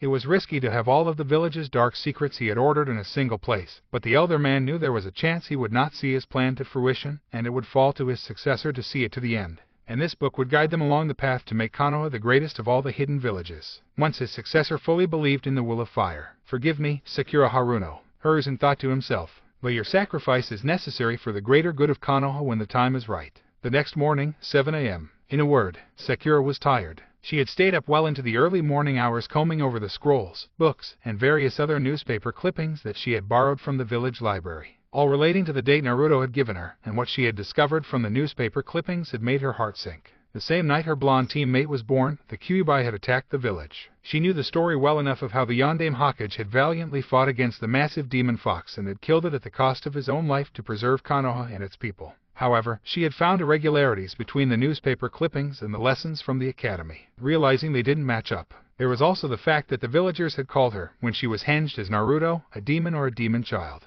That was what had prompted her to look up scrolls about Biju, learning that they were constructs made purely of chakra and thus unable to be killed by any known means. Even if the Biju would sustain enough damage to disperse, it would only reform some time later. As she further researched, she came across the bit of information that made her body run cold. The only way to defeat a Biju was to seal it within a newborn child that had yet to form any chakra coils. It was then that everything clicked together. Naruto had the Kyuubi sealed within him. With that new knowledge, the Pinkette had quickly scrounged for any information regarding Jinchuriki, learning that with the exception of Kumagakure and Barugakure, nearly every hidden village that had won had treated their Jinchuriki as if they were worse than trash, and Konoha was no different. The reason why the villages would do this was just as horrifying. They wanted to break the Jinchuriki's mind and strip them of their humanity, turning them into mindless weapons to be pointed at the village's enemies. However, there was one bit of information that the Pinkette had come across that had froze her very soul. A discovery made by pure accident. Setting an empty glass on top of one of the newspaper articles that one brave or stupid reporter had managed to snap an up-close picture of the rampaging Kyuubi, the Pinkette had saw something odd with the beast's eyes. While it was difficult to make out through the pixelated photo, she could make out the markings of an advanced Sharingan eye. This accidental discovery had sent the Pinkette on another round of research, looking up scrolls and such about the Sharingan eye and its advanced forms. From what she had learned of Biju themselves, she knew that the chakra beasts themselves held no taijutsu. So upon reading up on the various forms of the Sharingan that the library had, she had learned that the Mangekyo Sharingan is capable of casting powerful genjutsu over its target that would allow the wielder to control their victim. Furthermore, she had learned that one such Mangekyo wielder by the name of Madara Uchiha was capable of asserting complete control over the Kyuubi. Piecing the pieces together, she had come to the conclusion, as unlikely as it was, that the Kyuubi had been forced to attack the village that night, though for what reasons, she didn't know. Letting out a sigh, she leaned her head back on the training post, desperately wanting to close her eyes and fall asleep, but resisted all the same. She wanted to, needed to talk to Naruto about what she had learned, praying to Kami that the blonde would arrive before the rest of her team. Fortunately, her prayers were answered as she heard the sound of footsteps approaching her locations. Looking up, she saw her blonde teammate. Standing up, she brushed the dirt off her clothing before turning to greet the blonde. "Morning, Sakura," Naruto greeted. Did you sleep? He never got to finish as the Pinkette wrapped him in a hug, burying her face into the crook of his neck, catching the young blonde by surprise by such an action. Though, he knew why. You found out, didn't you? He asked, earning a nod from the girl as she broke away from the hug. I did some research last night about the date you gave me, she replied as she took a step back, looking down at the ground as she tried to form how she was going to approach the subject. I know now why most of the villagers hate you. I see, was all Naruto answered with. But I don't think differently of you, Sakura quickly reassured. I know, he chuckled. Otherwise you wouldn't have hugged me like you did, Sakura-chan. Upon hearing the Chan suffix added to her name once more, the Pinkette's heart fluttered with joy. A few weeks ago, she would argue as to why she felt this way, but now, she knew exactly why. She missed the blonde referring to her in such an affectionate manner. Her week-long search for the blonde, her meeting with the crazy snake lady, and her experience living a day as him had opened her eyes and allowed her to view the blonde teen in a new light. There was something else, she stated, her voice low as if she didn't want anyone else to hear what she was about to say. This of course caught the blonde's attention as he looked to her, waiting for her to continue. What is it? I think it was controlled that night, she all but whispered, putting an emphasis on the word it so Naruto knew exactly who she was talking about.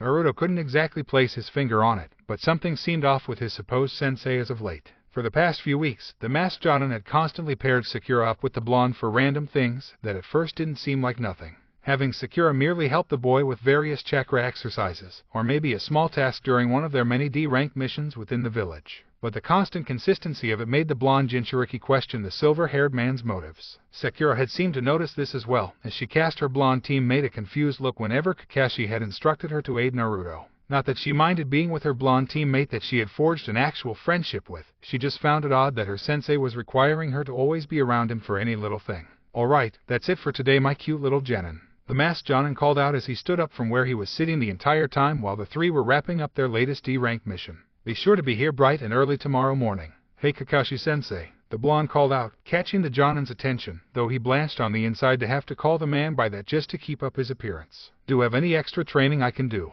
Kakashi merely frowned before replying. I'm afraid not right now, maybe later. In truth, he didn't want to train the boy any more than what was required or unless the Hokage deemed it necessary for more training. Always using the promise of new jutsus and techniques as a carrot on a stick to string the weapon along. As it was, he was barely skilled enough to handle the upcoming exams. Of course there was no chance of the blonde Jinchuriki being promoted, he was merely there to support the Uchiha. All the boy had to do was survive the tests. Ah, okay Kakashi-sensei. The blonde whined while kicking some dirt. Guess I'll just go get some ramen. See you tomorrow. Kurama, please kill me. He mentally cried anime tears at having to put on this act. Just overload my coils with your chakra and burn me alive from the inside. Suck it up, kid, the fox retorted, rolling its eyes at the young teen's antics. Won't be long before we can escape this cesspool and get you back where you belong. Hey Naruto, wait up. A voice called from behind him. Turning, he saw his pink-haired teammate running to catch up with him. What's up, Sakura-chan? The blonde asked, tilting his head to the side slightly. Don't what's up me, baka, the Pinkette chastised. You know I always go with you for ramen. Now come on, I-am-san is probably waiting for us. Chuckling, the blonde Jinchuriki scratched the back of his head before he followed after Sakura, while Kakashi and Sasuke merely looked on. The latter still not sure of what was going on with his teammates, wondering what had happened that the annoying fangirl was now chasing after the blonde. Not that he cared, he was glad she was focusing on someone else other than him. Kakashi on the other hand had a smirk hidden under his mask. Everything is going as planned, he thought to himself. Just need to push them a little more and Hokage-sama can initiate the next phase of his plan. All for the good of Konoha. Come on Sasuke, I have some training for your Sharingan, he stated as he led the last Uchiha further into the training field. Sakura and Naruto. Naruto, does Kakashi-sensei seem weird to you lately? The Pinkette asked as they approached the ramen stand that had become a natural hangout for the two of them. You mean that it feels like he is purposely putting the two of us together for the past few weeks? The blonde clarified, his tone carrying a weight of seriousness to it. At the same time, he also activated the seal on him to distort his chakra signature to prevent the old man from spying on their conversation. Exactly. She frowned as the two of them took their seats inside the stand next to each other and placed their usual orders. It felt like he was purposely putting us together, but not in a sense to improve teamwork.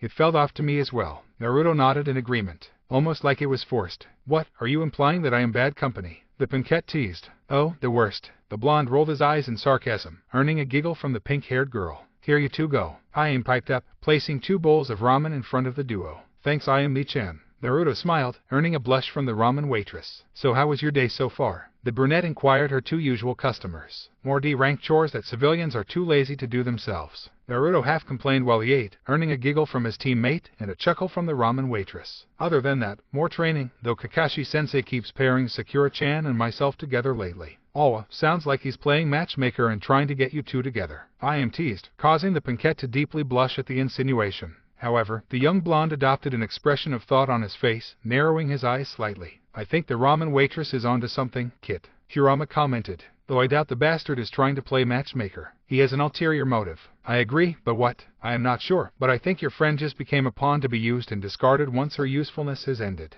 Naruto couldn't help but frown at that. If he knew his renewed friendship with his pink-haired teammate would put her in danger, he would have continued to push her away. Cursing his forgiving nature, he tried to come up with a way to gently tell Sakura that it would be best to distance herself from him. Though, he could come up with nothing that wouldn't reveal his secret, and he wasn't sure where she would stand if he told her that he had been kidnapped and was currently training to run away from Konoha to return home. You okay, Naruto? Sakura inquired as she snapped the blonde out of his musings. Yeah, he quickly replied. Why, you kind of zoned out there, kind of like you were talking to someone only you could hear, she offhandedly commented, not noticing the boy's eyes widen for a fraction of a second. Sorry about that, he replied, sheepishly, rubbing the back of his head. The two ate in a comfortable silence for the next few minutes, though to the Pinkette's surprise, the blonde teen had stopped at a measly 2 bowls of ramen. Once he was finished, he laid his money out on the counter to pay for the meal and bid Sakura goodbye, telling her that he was going to go train a little. With a frown on her face, Sakura watched as her blonde teammate disappeared down the street, not missing some of the glare sent the boy's way by the villagers he passed by, causing her to scowl slightly. You like him, don't you?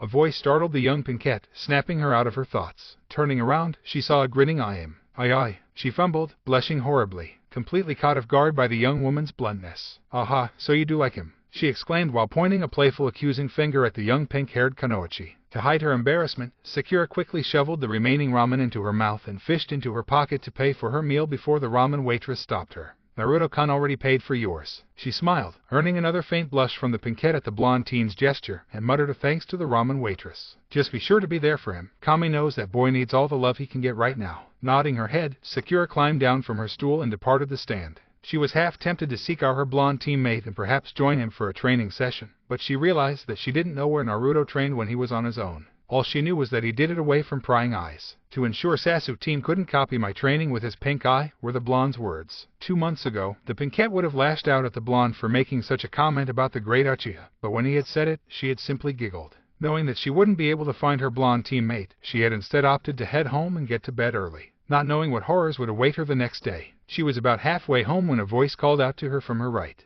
Oi, forehead, a platinum blonde girl called out. What do you want, Ino-peg? The Pinkette retorted. Is that any way to greet your best friend and rival? The blonde girl grinned as she approached Sakura. You haven't been my friend since we were 10. Sakura scowled, with a bit of disappointment in herself for allowing a single boy ruin their once close friendship. As much as she wanted to blame the girl across from her, she knew she was just as guilty. Anyways, Ino continued, ignoring the comment the Pinkette made. I heard you've been spending a lot of time with Naruto Baka, even spent your first week back looking for him. What's up, you got the hots for him or something? Why do you care? Sakura inquired with a clipped tone, clenching her fists tightly as she became upset at the blonde girl insulting her blonde teammate. And Naruto is not an idiot. Just wanted to see if it was true. The blonde girl shrugged. And it seems it is, with how defensive you are over him. When Sakura didn't reply, Ino continued. So does this mean you're finally realizing that Sasuke-kun will never choose you over me? The blonde taunted. Is that why you're now chasing after that loser? Whatever. Sakura scoffed as she turned to walk away, only to be stopped once more by her former best friend. You really are chasing after Naruto now, aren't you? The blonde girl stated, more surprised than anything else. Okay, spill forehead, what happened? Sakura could only mentally groan, as she knew the Mind Walker would not let it drop until she got the information she was after. With a reluctant sigh, the Pinkette motioned the blonde to follow her to one of the nearby training grounds, to reduce the chance of others listening in. Alright, spill the beans, Sakura. What happened to make you focus on Naruto Baka? Ino all but demanded, ignoring the Pinkette's glare once they arrived to their destination. Fine, you know how a month ago we had that mission in Wave Country? Sakura inquired, earning a nod from the blonde. That's when it all changed. Naruto-kun said something that really shook me to my core. Ino could only cock an eyebrow at the kun suffix the Pinkette had unknowingly attached to Naruto's name, but decided to remain silent for the time being, though storing this bit of information away to tease the pink-haired Kunoichi later. Well, what did he say? The blonde Mind Walker asked, a bit impatiently. Did he confess his undying love to you or something? No, I wish it was something that simple. Sakura all but whispered, her expression turning solemn. When Kakashi-sensei and I found him after he mastered the tree walking exercise. He pulled one of his pranks. I yelled at him about how he could have died, and what he told me still haunts me. After a pregnant pause, much to the ire of the blonde, she continued. He said I wouldn't care if he did, and even stated that the village would celebrate his death. And the sad thing is, it's true about the villagers. Sakura finished, wiping a few tears that had formed in her eyes. How do you know if it's true? Ino asked, a little skeptical about the villagers' reaction if the blonde goofball had died. 2 reasons. Sakura sighed, looking down at the ground. When we returned, I followed Naruto-kun to try and talk to him. As I did, I heard the whispers of the villagers and even some of the shinobi confirming what he said. Many wishing he would have died on our mission outside the village, others bragging about horrible things they have done to him in the past when he was younger. Ino could only look on in horror at this revelation. The other reason I know this. The Pinkette bit back a sob. I henshes him for one day. All day, the glares, sneers, hateful words. Getting tossed out of stores, overcharged for expired food. And that wasn't the worst of it. They tried to kill me. Not just the villagers, but shinobi as well. They chased me with the intent of killing me. I don't believe it, the blonde stated in denial. Use your mind transfer jutsu on me then, and you will see it as it happened. Sakura challenged. Ino frowned a bit, before moving her fingers into the proper seals for her family's jutsu, rising up to the Pinkette's challenge. Instantly, she found herself within her former friend's mind. Immediately she was thrust into the girl's memories of what happened in Wave. Naruto hanging upside down from a tree branch with his trademark grin on his face as he reacted to the frightened and shocked reaction he got from the two from his latest prank. Herself as Sakura yelling at him for being an idiot and how he could have died if he fell. Then the words that felt like a punch to the gut, how she wouldn't care if he died. Kakashi reprimanding the blonde, only for Naruto to scoff and claim that no one would care if he died, and that the villagers would celebrate his death. Suddenly, the memory shifted to a bridge. 2 bodies had fallen due to the sheer number of adversaries before a short, fat man barked out orders for his men to kill the male shinobi and capture the women to be broken in and then sold off to various brothels. Fear freezing her very soul at the implication. Then she saw a red chakra wrap around Naruto as he let out an enraged roar before the blonde charged forth and began to massacre the thugs before reaching the pathetic fat man, who was now on his knees, begging to be spared. Ino could only gasp as she saw the red chakra wrap around the man and rip him apart. The slaughter finished. The red chakra seeped back into the blonde before he turned and collapsed on the bridge. Another shift, Ino found herself trailing the blonde boy through the village. Watching as the villagers she recognized as being cheerful and kind all glare at the blonde boy, whispering desires that the boy died, and some even bragging about how they had tortured the boy years ago.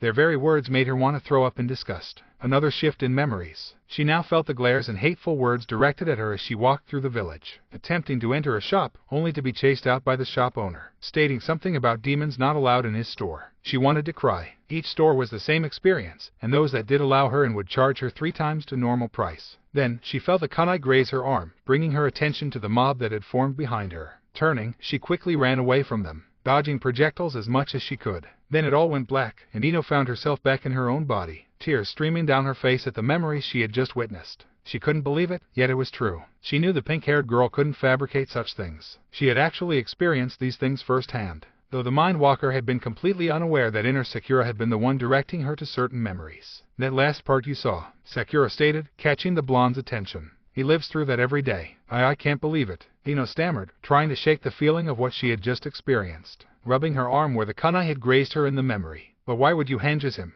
Because I wanted to experience it for myself, the Pinkette answered softly. My mother always told me that you never truly know someone until you walk a day in their shoes. Silence hung between them as Sasuke was forgotten from the blonde Mind Walker's mind, her thoughts now revolving around her fellow blonde and the daily trials he faced on a regular basis. However, one single thing stuck out to the blonde Mind Walker. You know, there is one thing I should point out to you, forehead. Ino mischievously grinned, making Sakura a little bit nervous. This entire time, you've been referring to Naruto as Naruto-kun. At this, the Pinkette stiffened as a heavy blush spread across her face. Naruto, the blonde Jinchuriki groaned as he did his stretches, having arrived at his desired training ground that had become a home away from home. Training Ground 44, also known as the Forest of Death. He had chosen this particular training ground for his private training due to the fact that many shinobi, even of Jonin rank, avoided this place due to the dangers that the forest itself held. Only one was crazy enough to frequent here, aside from himself. Not wasting any more time, Naruto summoned around 100 clones and divided them into small groups, instructing one group to practice tree walking, another to set to work on water walking, another group to practice Fuinjutsu, and the last group he split in half, having one half practice throwing kunai and the other half throwing shuriken. With his clones setting off on their assigned tasks, the original removed his monstrosity orange jumpsuit, leaving him in only a pair of dark blue shorts and a black t-shirt. He really hated that jumpsuit and cursed the old bastard for forcing him to wear it. Of course he knew why the bastard instilled that false memory of orange being his favorite color. It made him stand out more, easier to hunt down for the villagers' fox hunts, making a mental note to trash any remnants of his orange clothing as soon as he got back home where he belonged, and replace them with his favorite colors, black and red. Moving over to one of the training posts, he began to execute perfect strikes into the post, barely registering the impact as his knuckles and shins smashed into the hard wood. The indentations on the post where his strikes connected made it very clear he had been doing this since his return from Wave. Though, as they often did, memories began to float to the front of his mind, of his life in Barugakure, all his girls, his Harem smiling at him, his mother hugging him, the villagers actually treating him with kindness and respect. Then Kakashi, the bastard, luring him away to an isolated training field, a false promise of teaching him one of his father's famous jutsus. The night everything came undone and destroyed. So caught up in his memories that Naruto didn't notice the coming from his shin as he began to kick the post harder, until in one last powerful strike, he broke the training post in half, snapping him out of his thoughts. FCK, the blonde cursed as a wave of pain washed over him as he came crashing back to reality. Damn Gaki, a voice called out from behind him, prompting him to turn to see the snake mistress making her way over to him. Hey Anko-chan. Naruto smiled as he turned to greet the approaching snake mistress. So what's got you so upset that you decided to chop down the training post with just your legs? Anko inquired in a teasing tone, though an underlying hint of concern was evident. Just bad memories, he replied honestly with a sigh. Tommy, I wish I could tell her the truth. Then tell her Kit, Kurama stated.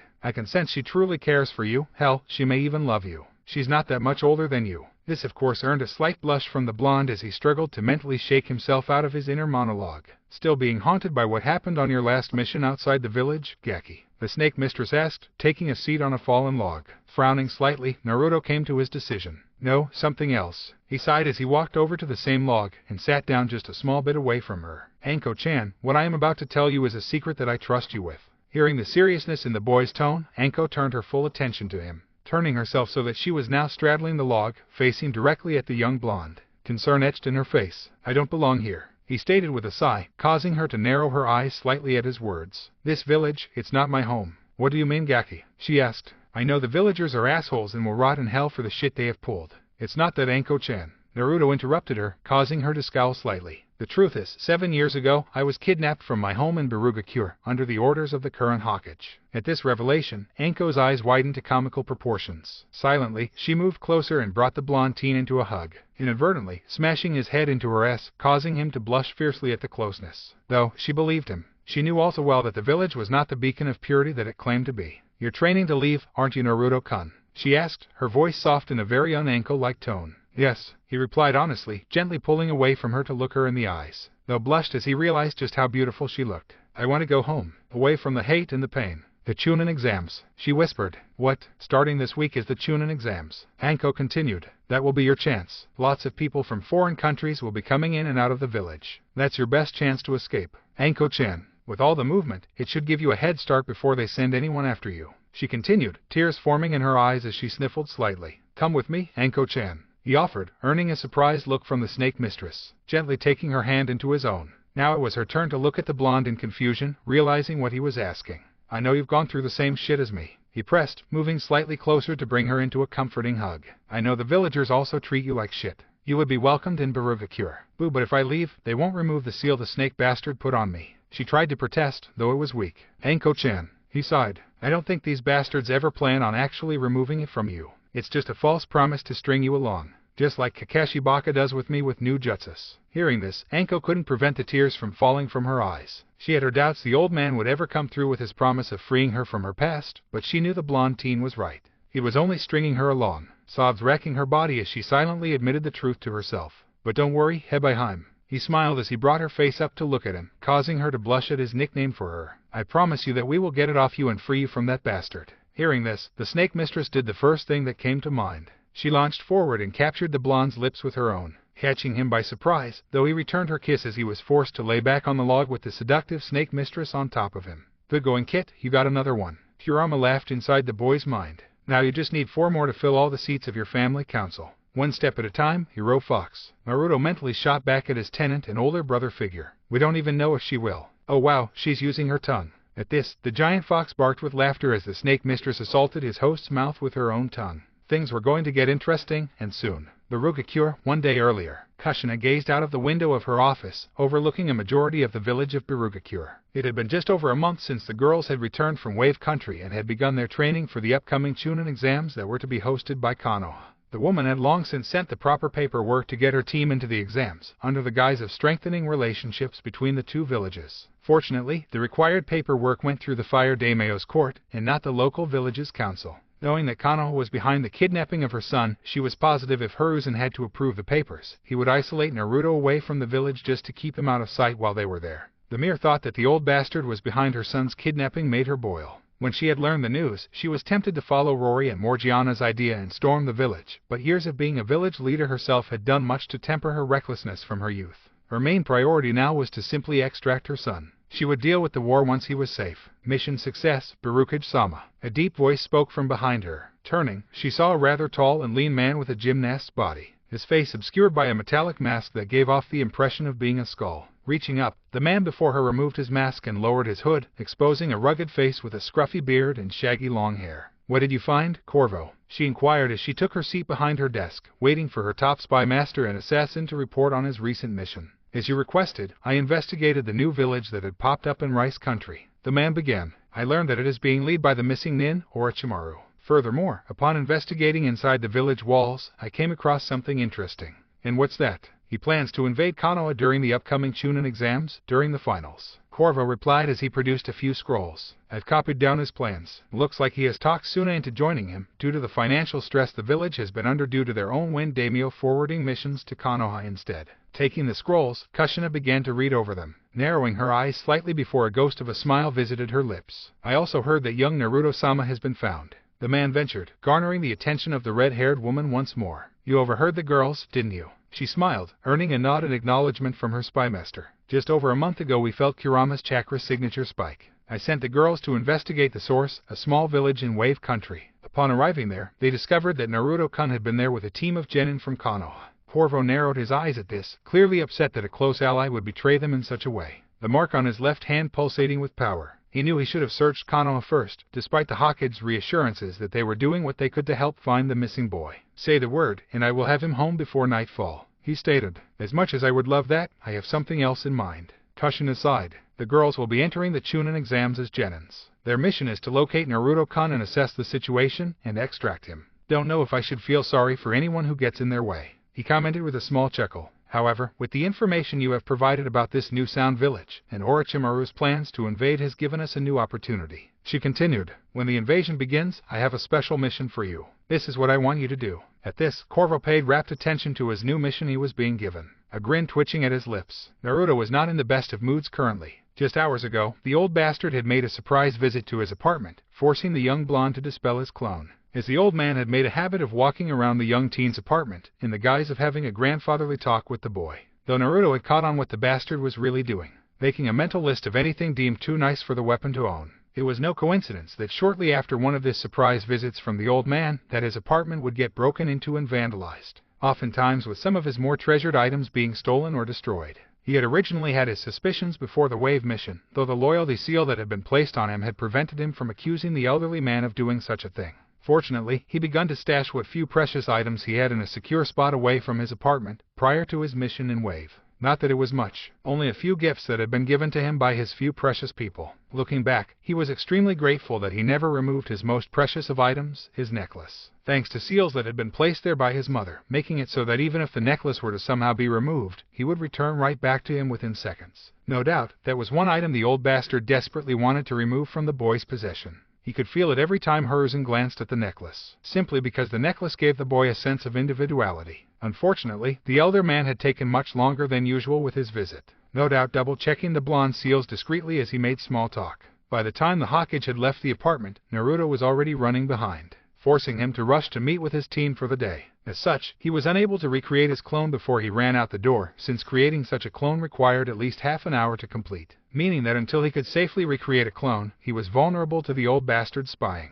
Of course, he knew he would still be arriving early to the training ground, due to Kakashi's constant habit of being late, which would have given him time to complete the clone, but it would also attract unwanted attention on himself if he didn't continue on as normal, thus putting him in between a rock and a hard place. Finally reaching his team's training ground, Naruto let out a tired yawn and settled himself against one of the training posts. He figured he would have at least another half hour before Sakura showed up, and then another 15 minutes for Sasuke to arrive. Then finally, another 2.5 hours before the bastard of a sensei and his kidnapper would grace them with his appearance. As he waited for the rest of his team to arrive, Naruto began to think back about his talk with Anko yesterday. After the impromptu make-out session that the snake mistress had initiated, not that he minded, he had told her everything there was about him, feeling that if she was going to leave the village with him, she should know everything. From his earlier years in Barugakure, his tenant, and of course, his engagement to the 5 girls. He had expected her to be upset at him for not telling her before she kissed him, but to his surprise, she merely teased him about having his own little harem, which had caused him to scowl slightly. He really didn't like the word harem, as it implied that those involved with him had no free will and were merely there for his own pleasure. Instead, he informed the snake mistress that he preferred to see it as his own growing family, something the snake mistress had found endearing.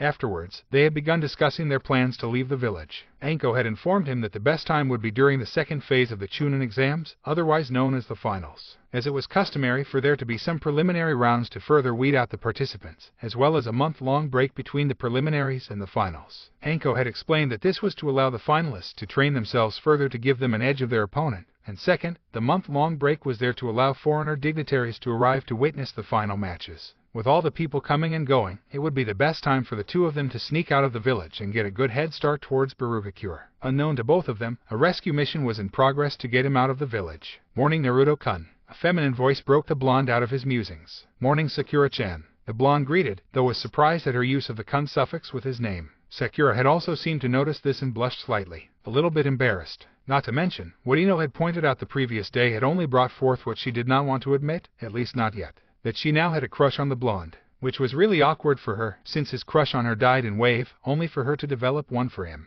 "I give it 15 more minutes before Sasuke team arrives," Naruto noted as he stood up and stretched, allowing a series of pops and cracks to be heard. Then another 2.5 hours before Kakashi-sensei to show up. Sure enough, nearly 15 minutes alter, Sasuke arrived on the training field, being his usual brooding self, opting to sit away from his other 2 teammates, though he eyed the 2 suspiciously, trying to figure out what the 2 seemed different. The last Uchiha couldn't put his finger on it, but over the last month both Sakura and Naruto had subtly changed. Sakura now seemed to have more energy and actually begun to take her career as a kunoichi seriously, not even pestering him for a single date in an entire month. If anything, aside from a standard greeting, she ignored him, making Sasuke feel a bit conflicted. On one hand, he was relieved that she had begun to take her training more seriously. On the other, his days felt a little empty without her constant request for a date. Still, such emotions would only distract him from his goal to avenge his clan. As for Naruto, the Uchiha didn't know, but he felt as if his blonde teammate was hiding something. Not just from him, but from everyone in the village. The boy's posture gave the raven-haired boy the distinct feeling that the blonde was way more aware of his surroundings than he let on. Not to mention, there were times it would appear the blonde would zone out, as if he was listening to something or something else. Then there was the fact that both Sakura and the blonde were becoming close to one another and constantly hanging out or training together in their spare time. Still, as long as they didn't get in his way or slow him down, he didn't care what they did. As the 3 genin settled into their own activities with Naruto and Sakura quietly conversing with one another and Sasuke brooding by himself, time slowly ticked by. Eventually, after what seemed like an eternity had passed, the 2.5 hour mark came and went with no sign of their sensei. "Well, looks like your timing is off," Sakura teased, though internally she was becoming frustrated that their sensei had yet to appear as it was starting to near the 4-hour mark, and still no sign of the lazy jonin. "Hey, something probably came up, you know how he is." The blonde shrugged as he glanced in the direction of the Hokage Tower. "Probably the beginning of the Chunin exams that Anko-chan told us about. She did say that it was starting this week, after she finished probing your tonsils." Kurama voiced his opinion with a laugh, causing his host to blush at the memory. "Hero Fox, Hokage Tower. I, Kurenai Ui, nominate my team of Hinata Hyuga, Kiba Inuzuka, and Shino Aburame for the Chunin exams." A red-eyed beauty stated with confidence. "I, Kanoha's sublime green beast of prey, Mato Gai, nominate my youthful team of Tenten Higurashi, Neji Hyuga, and my most youthful student, Rock Lee, for the Chunin exams." A large, well-built man in a green jumpsuit proudly exclaimed, earning a series of sweat drops from his peers. "I, Asuma Sarutobi, nominate my team of Shikamaru Nara, Ino Yamanaka, and Choji Akamichi for the Chunin exams." The bearded man calmly stated, taking a drag from the cigarette that was in his mouth. Nodding at the Jonin sensei's nomination of their respected teams in front of him, Hiruzen turned his attention to the last remaining sensei, who of course had his nose stuck in his favorite orange book. "And what about your team, Kakashi?" Looking up from his book in a lazy manner, the masked Jonin let out a small sigh. "I nominate my team for the Chunin exams," he replied lazily as he turned his attention back to his book, without a care in the world. foregoing the usual standard introduction of the team members that the other senseis had done before him. Very well, the Hokage stated as he rose from his desk, a small pile of papers in his hands that he begun to hand out to the Jonin senseis before him. Give these to your teams, have them fill them out and turn them in before the end of the day. With a vocal affirmation, the 3 other senseis departed the office, leaving behind Kakashi, who finally put his book away. Are you sure your team is ready? Hiruzen eyed the masked Jonin skeptically. Should the boy die, we will lose our weapon. All he has to do is survive the first half of the exam, Kakashi stated calmly, which, with the help of his team, he will. See to it that he does. The elder man stated in a cold tone. I will not have our weapon lost before we can use it. Also, the silver-haired man begun. The Forest of Death portion of the test would be the perfect time for the Haruno girl to have an accident. Do you feel that the 2 of them have bonded enough? While they are not intimate, she never leaves his side, Kakashi pointed out. A and B, you could handle it easily enough. No, the elder man shot down the idea. We can't risk her surviving, or worse, the weapon witnessing on of our own killing her. It would be best if one of the other Genin teams were to remove her. At this, the old man had an idea. I'll talk to Danzo and see if he can spare a team of disposable root members. The Hokage stated. They kill the girl, and the weapon kills again. For now, go and give your team their papers. As you wish, Hokage-sama. Kakashi bowed before leaving the elder man to his thoughts. Hopefully this will be the final push to break the boy's mind. Training Ground 7. Frustrated. That would be the best way to describe the trio that made up Team 7. They had been waiting for almost 5 hours now, and still, there was no sign of their sensei. At this point, for the first time since the team's creation, all 3 agreed on one thing. Kakashi Haddock would be late to his own funeral. Though if it were up to Naruto, the bastard wouldn't even be given a proper burial. Yo, a plume of smoke erupted from the top of the training pole that Sasuke had decided to lean against. Sorry I'm late. A black cat crossed my path, so I had to take the long way around. But then I was forced into a hand-walk race with a one-armed Yeti. All 3 of the Genins couldn't help but to sweat drop at the masked man's excuse this time. It was by far the most outlandish one to date. So what are we doing today, Kakashi-sensei? The blonde asked with genuine interest. Any new missions? Actually no. The man replied with an eye smile. I nominated you 3 for the Chunin exams. Jumping down off the post, he handed each of his students the slip of paper he had been given to allow them to enter the exams. Fill these out and have them turned in immediately. Without giving any real instruction, he disappeared in another poof of smoke, leaving behind 3 bewildered Genins. Well, I don't know about you 2, but I am definitely entering, Naruto stated with a fox-like grin, earning a small smirk from the Uchiha. See you there, Dobe, Sasuke stated with a smirk as he shoved the paper into his pocket and left the training field. Are you sure about this, Naruto? Sakura inquired, clearly worried. Of course I am, Sakura-chan, he exclaimed, giving her a reassuring smile. We're strong enough to handle this. I can't let some tests scare me if I am going to be Hokage someday. Though despite saying this, Naruto was worried on the inside. Knowing that the masked bastard was behind his kidnapping, he wasn't expecting him to actually nominate them for the exams. Hell, he was fully expected the pervert to come up with some bullshit excuse as to why they wouldn't be able to participate in the exams. Still, if he backed out now, it would only bring scrutiny down upon him and jeopardize his chance to escape the village. Well, I am going to go fill my slip out and turn it in, Naruto stated to the Pinkette. Just know, Sakura-chan, that if you don't think you are ready for it, I will not think any less of you. Receiving a nod from the pink-haired girl, the blonde set off to submit himself into the exams. No, I cannot let Naruto come down, Sakura thought to herself. We are ready for this. Let's show them, cha. Konoha gates, 2 hours later. As late afternoon hung over the village, 6 figures made their way towards the massive gates. A flurry of emotions swirling between all of them. A mixture of excitement, anxiety, and a small trace of fear. At the head of the group was Kairi. The young redhead was eager to see her fiancé for the first time in 7 years, despite Aqua reminding her to keep her expectations tempered, and to be emotionally prepared for anything. So what's the plan, Nagato-sensei? Shin inquired, shifting the weight of the massive blade she now carried on her back. Should we ask around and look for Naruto-kun right away or? No, do not ask about him, answered the red-haired man that was acting as their Jonin-sensei for the exams. We know that Haddock kidnapped him, no doubt under the Hokage's orders. If you were to ask around for him, it would alert them to our true purpose. Shin nodded in response, though like her red-headed friend, she was also anxious to see him again. It was the feeling of being so close, yet so far away at the same time. I don't know about you guys, but I am starving. Morgiana pipped in as a small grumbling noise could be heard from her stomach, causing her to blush in embarrassment and eliciting a round of giggles from the others. When we arrive in Konoha, you all get our hotel rooms. Aqua, the true leader of the mission, stated. I will stop at the ramen stand that Kushina-sama had recommended we try before we left. What if we see Naruto-kun? Rory asked, prompting the blue-haired girl in front of them to stop abruptly and turn towards the group that also stopped. If you see him, approach him with caution, the young blue-haired woman stated calmly. We don't know how he will react, nor do we know how closely he is being watched over. If you can talk with him, be subtle and assess the situation. Understood, Aqua-chan, the halberd-wielding beauty replied. Also, as tempting as it is, do not attack any of the Konoha shinobi unless attacked first. The blue-haired woman continued. Keep in mind, there may be innocents. Both Morgiana and Rory adopted a scowl on their faces. The two of them really wanted to dish out some personal justice to the village, but their future sister-wife had a point. Short of those involved blatantly advertising it, there would be no way to tell who was innocent and who was not in the kidnapping of their beloved. Also mind your emotions for anyone who may speak out against young Naruto.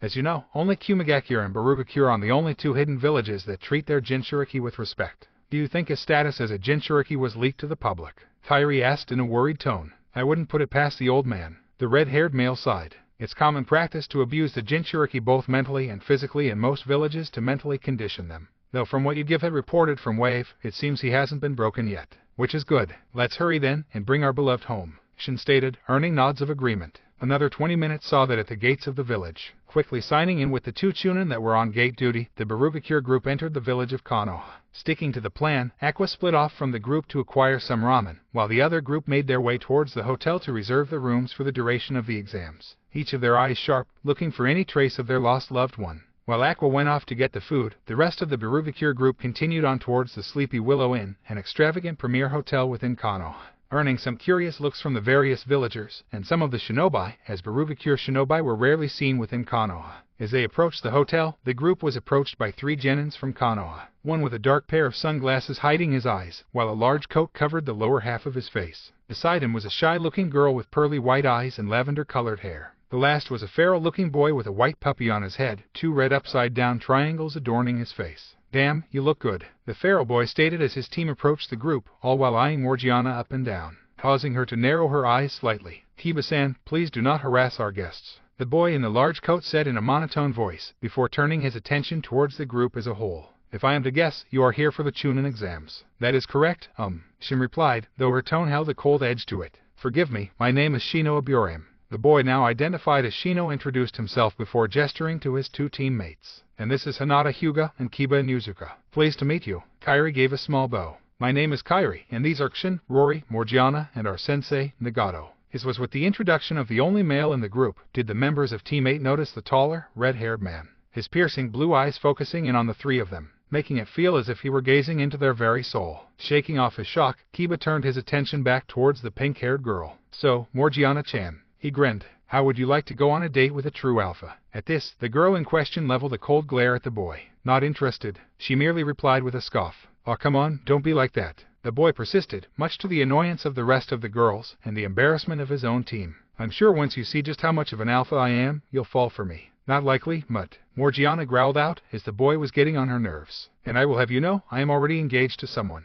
Really? Who is it? Kiba all but demanded, a growl in his voice that someone dare lay claim on what he perceived as his. I'll beat him down and then make you submit to me. At this, all of the girls cast a dark glare at the boy. The fact that he had the audacity to threaten their beloved had angered them. Even more so was the fact that the boy showed he cared nothing for loyalty and integrity and no doubt viewed women as only trophies. So is this how Konoha shinobi view loyalty and commitment? Shin inquired, turning towards the feral boy, a cold look in her golden eyes. If so, perhaps our village should reevaluate our alliance. Kiba-kun, you're making our village look bad, spoke the shy Hyuga girl in a soft voice. Please forgive our teammate, we believe his sister dropped him on his head when he was an infant. Shino stated in his monotone voice, though earned a few curious looks from his teammates that the normally all-serious Abirama had cracked a joke at his teammate's expense. We hope you enjoy your stay in our village. And not about. Yeah, I'll be seeing you later, Kiba said, not taking his eyes off Morgiana. I swear, that mutt better pray to Kami we don't get matched up against each other. Morgiana growled, clenching her fist tightly. Because so help me if we do, he is not walking away whole. I have to say, Shin-san, you handled that rather well, Nagato commented,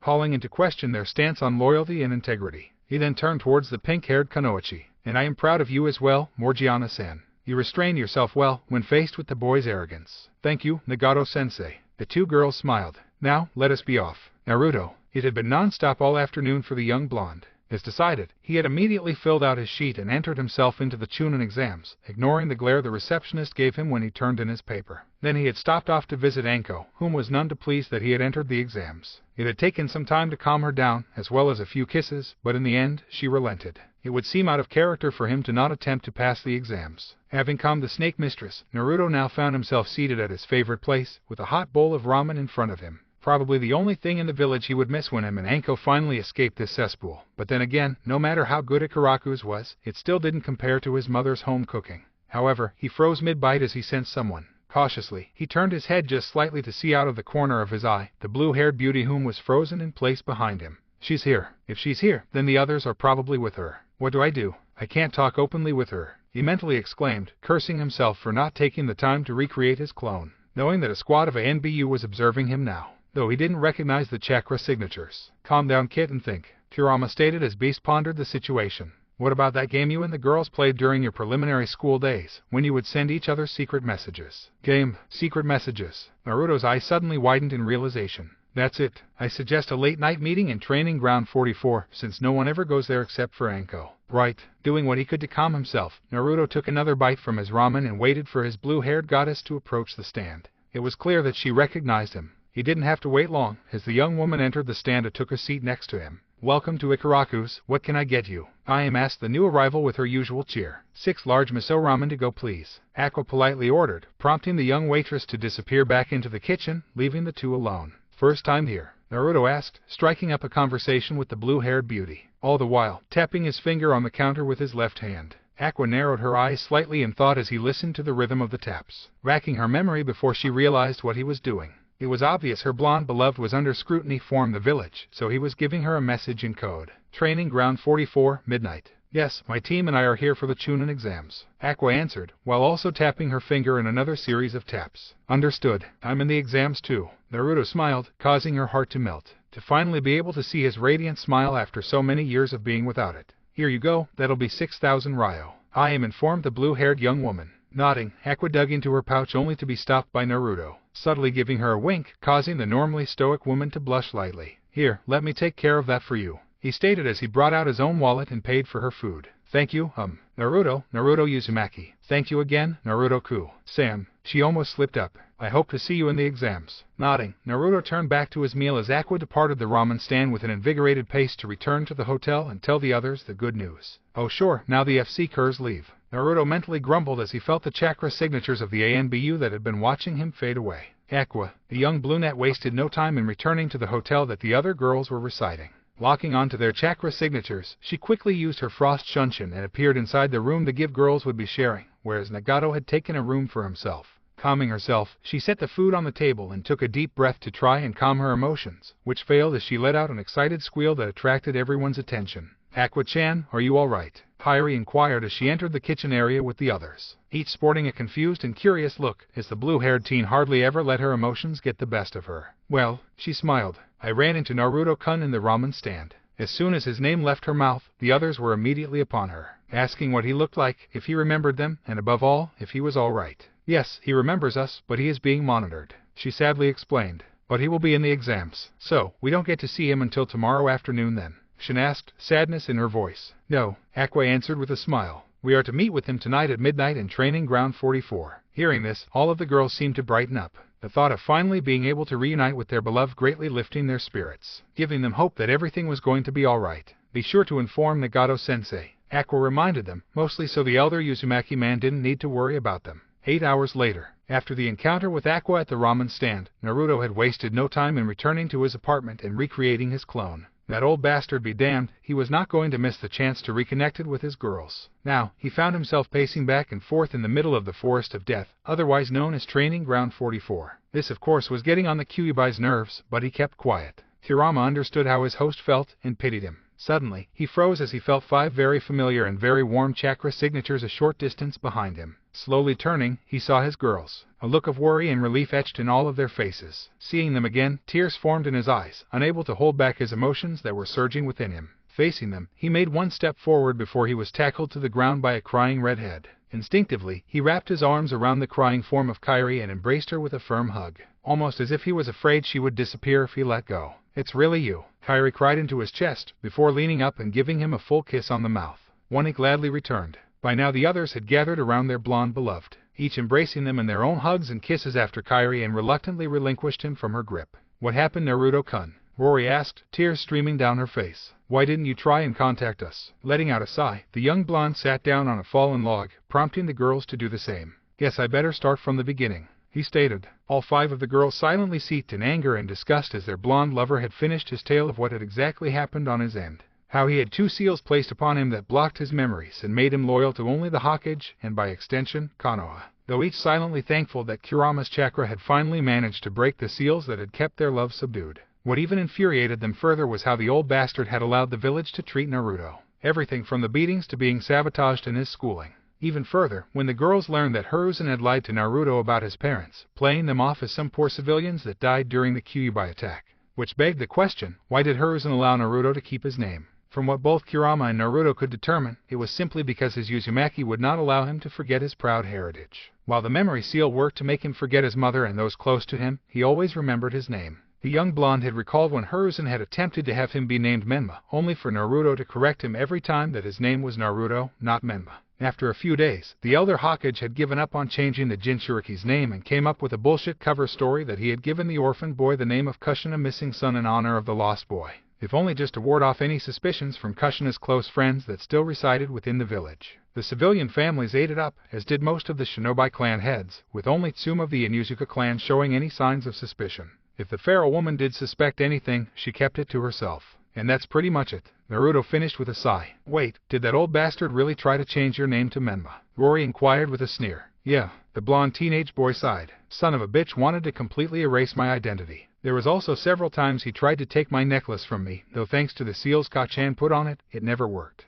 Speaking of which, Naruto frowned in confusion. Why are you girls here? Not that I'm complaining. This of course earned a round of giggles from the girls. Well, after we felt Kurama-sama's chakra signature, Kushina-sama speculated that it came from Wave Country and sent us to investigate it. Hako began with a soft smile, as it was the day that hope reignited in all of them.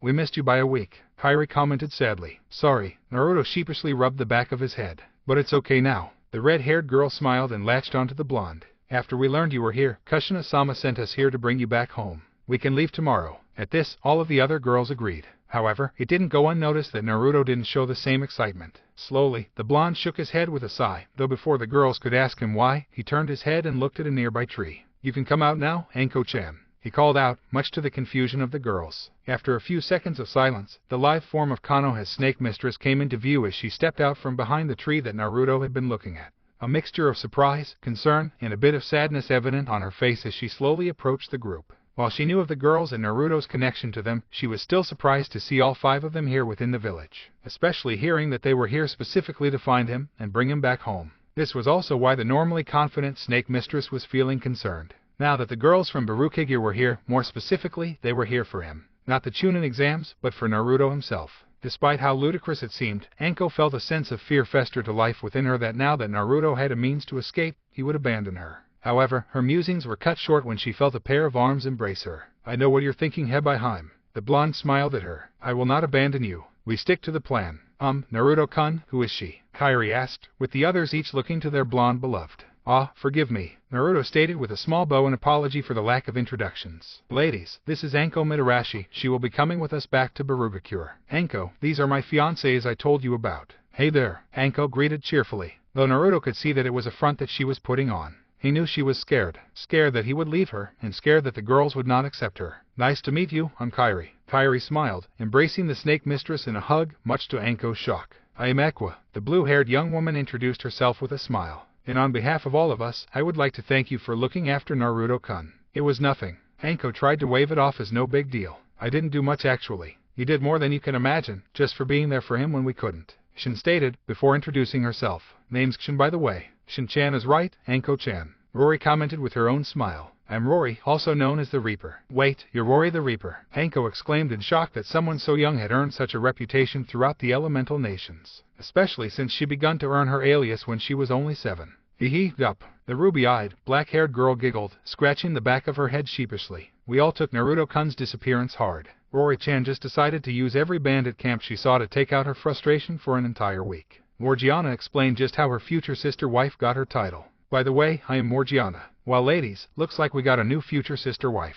Aqua grinned, teasingly bopping Naruto on the head lightly, which prompted him to nervously chuckle while scratching the back of his head. Anko, however, was in tears. Throughout her years living in Konoha, she would have never have dreamed of being so easily accepted by the others. Not to say she didn't have any friends within the village, but their number was small, while there was no end to the people who would fake sympathy and concern all for a chance to get into her pants. Of course, once they were denied, they always showed their true colors. Seeing this, the 5 girls brought the snake mistress in for a comforting hug, each whispering their own comforting words to the young woman. "So, what's this about a plan?" Aqua inquired, once Anko had calmed down. "Well, Anko-chan and I were already planning on leaving the village during the finales," Naruto began to explain. "As it is customary for there to be a month break in between the second phase of the exam and the finals, and with all the daimyos, caves, and other foreign visitors, it would be easier to sneak out and be long gone before anyone noticed we were missing. Especially since I am planning on leaving a clone behind with Kurama's chakra to throw them off the scent for a while." "During the finals?" Shin asked, earning a nod from the snake mistress and the blonde.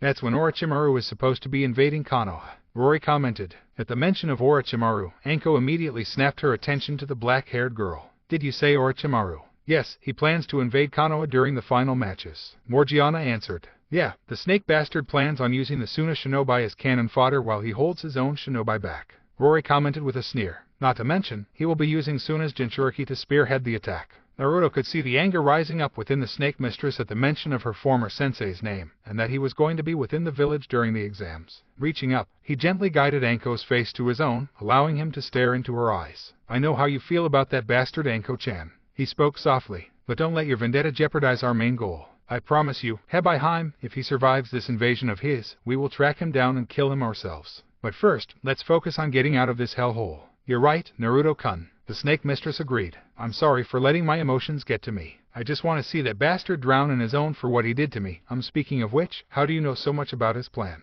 "Probably Corvo Oji-san." The blonde chuckled, earning nods from the 5 girls. "He is my mother's #1 spy master and assassin. He never explained how he does it, but he can get into any place without detection." "Yup," Kairi agreed. "Well, initially our mission was to find and extract Naruto-kun." Aqua began with a smile. "But we will not leave you behind, Anko-chan. We will report to Kushina-sama our findings, and of the change of plans, and continue to partake in the exams as normal." However, Naruto sighed. "The hard part will be for us to continue to act like we don't know each other until we leave. Meaning this will be the only time we can really be together." All 5 of the girls looked disheartened at this, but they knew their blonde beloved had a point. During the exams, he wouldn't be able to keep his clone up to run distraction. So they all would have to act as if they didn't recognize him, with the exception of Anko, though even she wouldn't be able to be open with the blonde as she had already been selected to be the proctor of the second phase of the exams. "If that's the case, let's make this night count," Rory stated as she wrapped her arms around Naruto, planting a firm kiss on the blonde teen's lips. Of course, this prompted a perverted giggle from the snake mistress. "Not like that, Anko-chan," Morgiana chuckled, sensing the snake mistress's line of thought. "That comes later," Aqua added with a mischievous grin. "Hey Kit, maybe you should put that seal on them you've been working on," Kurama reminded his host. "That way everyone who bears the seal will know when another is in danger and their location." "That's actually a good idea," Naruto mentally nodded. "Would you girls mind if I put a seal on you?" Naruto suddenly asked, catching all of the girls' attention. What does it do, Naruto-kun?" Kairi asked. "Kurama and I have been working on it for a while. Anyone who has the seal will be able to feel when another is in danger and give a rough location of where they are." The blonde replied. "I trust you, Naruto-kun," Shin stated as she stepped forward, volunteering to be the first one to have the seal placed upon her. Nodding, Naruto took out his Fuinjutsu ink and brush and set to work on the seal, which he had decided to put on her right shoulder blade. He really didn't have a fancy name for it, and settled for just calling it a lover's seal, since he only planned on placing it on his loved ones. What made these special and what really linked the seals together was that each seal was infused with a small amount of Kurama's chakra, just enough to power the seal, though still too little to cause any damage to the person. One by one, each of the girls got the seal placed upon them, all in the same location, due to how easy it would be to hide it, and also the fact that it was easier for Naruto to get to without putting his girls in any embarrassing positions. Even Anko got the seal placed upon her, though she had teased the young blonde that she wanted it on her left. Though much to her dismay, Naruto had politely refused with a severe blush on his face. Once done, the girls had decided that if tonight was going to be the only time they were going to be able to be with their beloved, they were going to sleep under the stars and make the most of the little time they had together, each laying down in a circle with their heads facing the inside of the circle so that they could all be close to one another. Hokage's office, next morning. Hiruzen hummed a happy tune to himself as he sat down at his desk and began to sift through the pile of paperwork that had already accumulated in the few short hours the village had woken up. Still, he did nothing to sour his mood. Why? Because Danzo had agreed to send a small team of 3 freshly trained root recruits to kill the Haruno girl. though there was a slight disagreement on what village the team should be from. Hiruzen had insisted that they root recruits wear the Barukager headband, to try and force the Jinchuriki to lash out at his former village in anger and implant a sense of hatred towards it.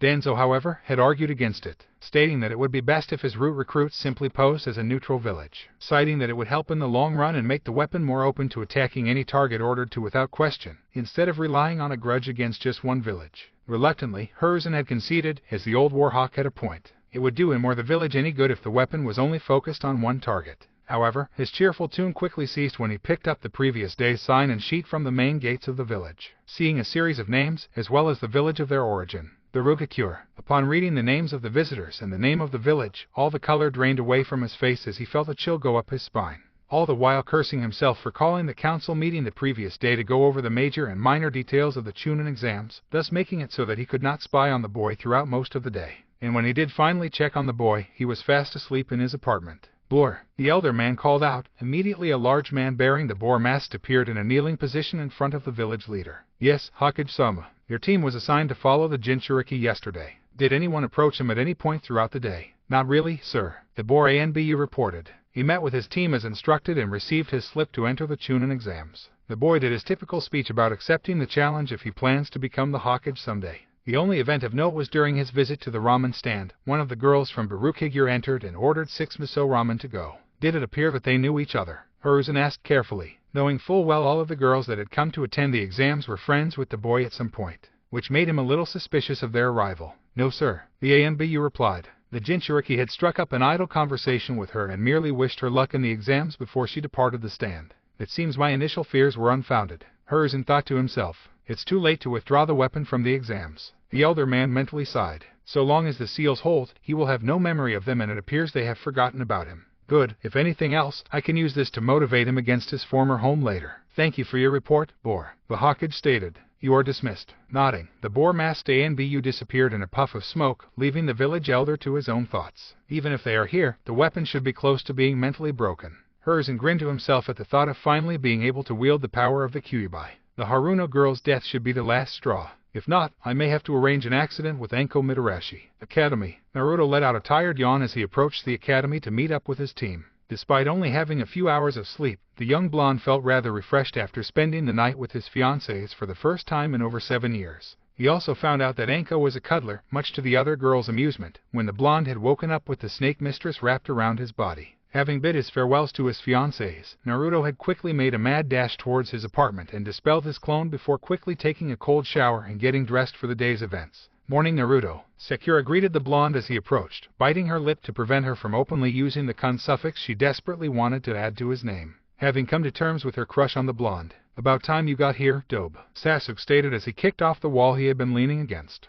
Sorry about that, had a few things to take care of before I came here. Naruto chuckled, while scratching the back of his head. At this, Sasuke merely grunted in response, while Sakura eyed him suspiciously. The Pinkette could tell that her blonde friend was not being completely honest, but had decided not to push the issue. At least for now, though she did make a mental note to corner the blonde teen about it later. You two ready? Naruto asked, earning a confident grunt from the Uchiha, which Naruto took as a yes and a nod from Sakura. With that, the trio made their way inside the academy. As they made their way up a flight of stairs, they were immediately greeted with a swarm of people crowding around a door that was supposedly the room they were required to enter to start the exams, though 2 Chunin rank shinobi were blocking any and all from entering, being exceptionally rough to a young girl with her brown hair tied up into 2 buns, giving her sort of a panda-like appearance. Beat it, twerps, one of the Chunin stated. You're too weak to even attempt this exam. Hey, the girl exclaimed as she hit the floor, glaring up at her assailant. One of the Chunin smirked as he went to deliver another powerful kick to the downed Kunoichi, only for it to be blocked with a loud crack by the blonde Jinchuriki, much to the surprise of those present.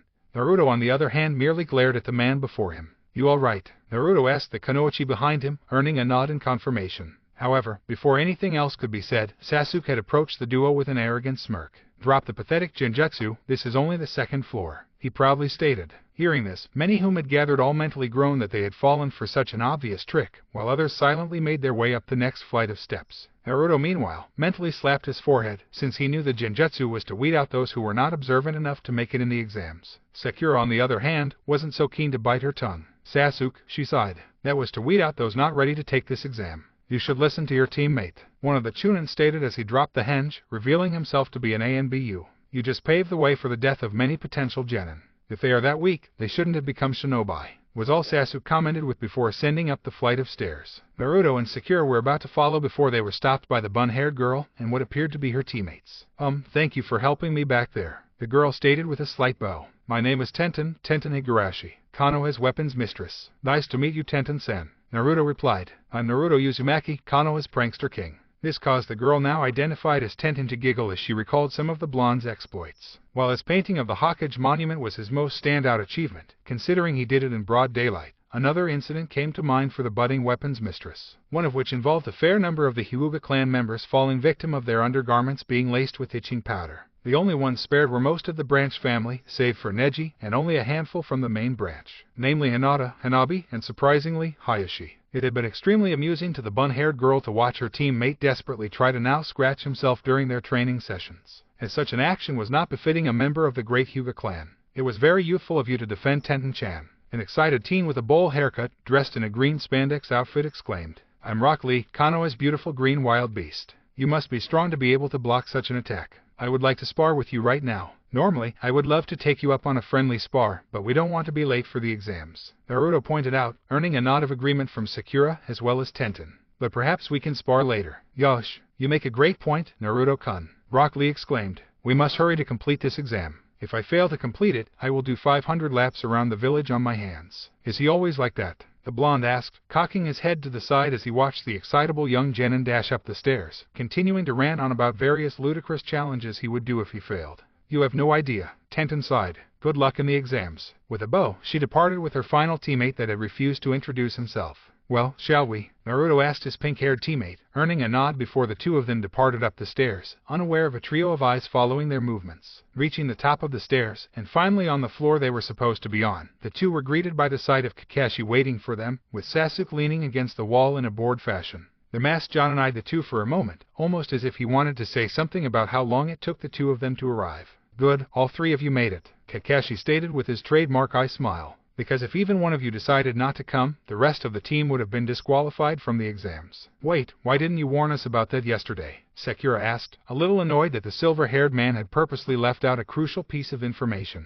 Because whether or not you took the exam was up to you, he replied with the same eye smile. I didn't want anyone to feel they were pressured into taking the exams. But you are here, so good luck. With that, he disappeared into a puff of smoke. He's really not the best for pep talk, is he? Naruto inquired. HN. Was all the Uchiha replied with, while Sakura merely giggled, but agreed nonetheless. Nothing left to say, the trio entered the actual exam room. Jonin-sensei room. With a small cloud, Kakashi appeared in the room just adjacent to the exam room, separated by a large glass window that was hinged to appear like a solid wall from the other side, allowing all of the Jonin-senseis to monitor their students' performance, as well as allowing them to keep an eye out for other things as well. Looking out the glass window, his eyes immediately locked onto the massive sword Unshin's back. A wave of coldness washing over him as he recognized the 5 girls who were gathered in the far corner of the room. What are they doing here? He asked himself. And that was Zabuza's sword. Why does she have it? The only good thing the masked Jonin could take away was that neither of the girls seemed to notice Naruto, even when he went on his usual proclamation of passing this exam, just to show everyone he will become Hokage someday. Still, he felt uneasy that 5 girls who once had a close friendship with the boy was in such close proximity, though he knew there was nothing he could do about it.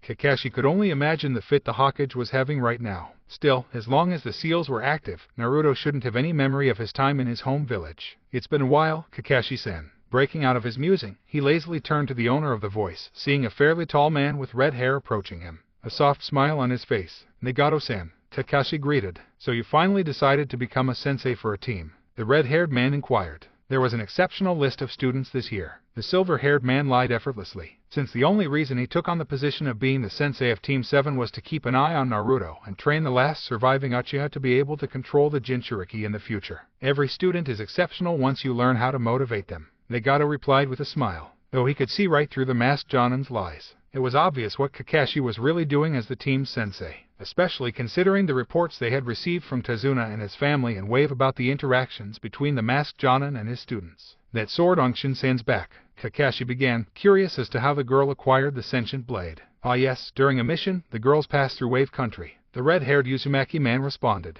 As I recall, Shin-san suddenly broke off from the group and went directly towards 2 graves. As I understand it, the sword chose her to be its new wielder. I see, it must be a great honor for her, Kakashi replied with an eye smile, though on the inside he was seething.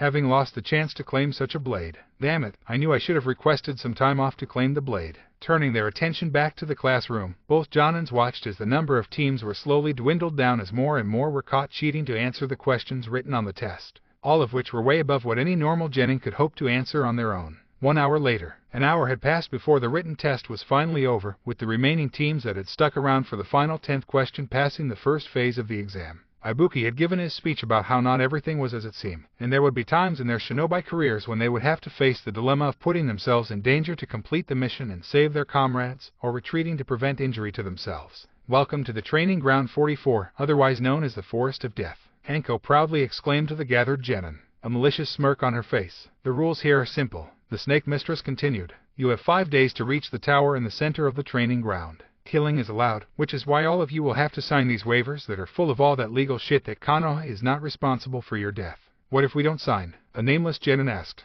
Then you get disqualified and you and your team can run back home to mommy. The purple-haired woman bluntly replied. TFFT, I'm not afraid, came Naruto's reply, only to be met with a kunai grazing his cheek, drawing a thin line of. Next thing the blonde knew, Hanko was draped over his shoulder, giving his a lick before chuckling. You know, it's ones like you that die first, she stated loud enough for all to hear, before lowering her voice so only Naruto could hear. Be careful in there. Letting the blonde genin go, Hanko took her spot in the front of the group of genin once more to finish her instructions, explaining that each team will be given either a heaven or earth scroll, and that in order to pass this phase of the exam, each team would have to have one of each. With the exception of the Barubicure team, since they had more members, would require 2 of each. Once everything was explained, and the teams got into position at their designated starting gates, Hanko issued the signal for the second phase of the Chunin exams to start, prompting all the teams to rush into the forest. Almost immediately, a scream echoed from the trees, signifying the first death. Who the hell dies that fast? Hanko asked herself in disbelief. Okay, sadly the chapter is over, and if you enjoyed just leave a like, and subscribe with post notification, so when the next chapter is ready, you will be notified. Okay, see you in the next video. Bye.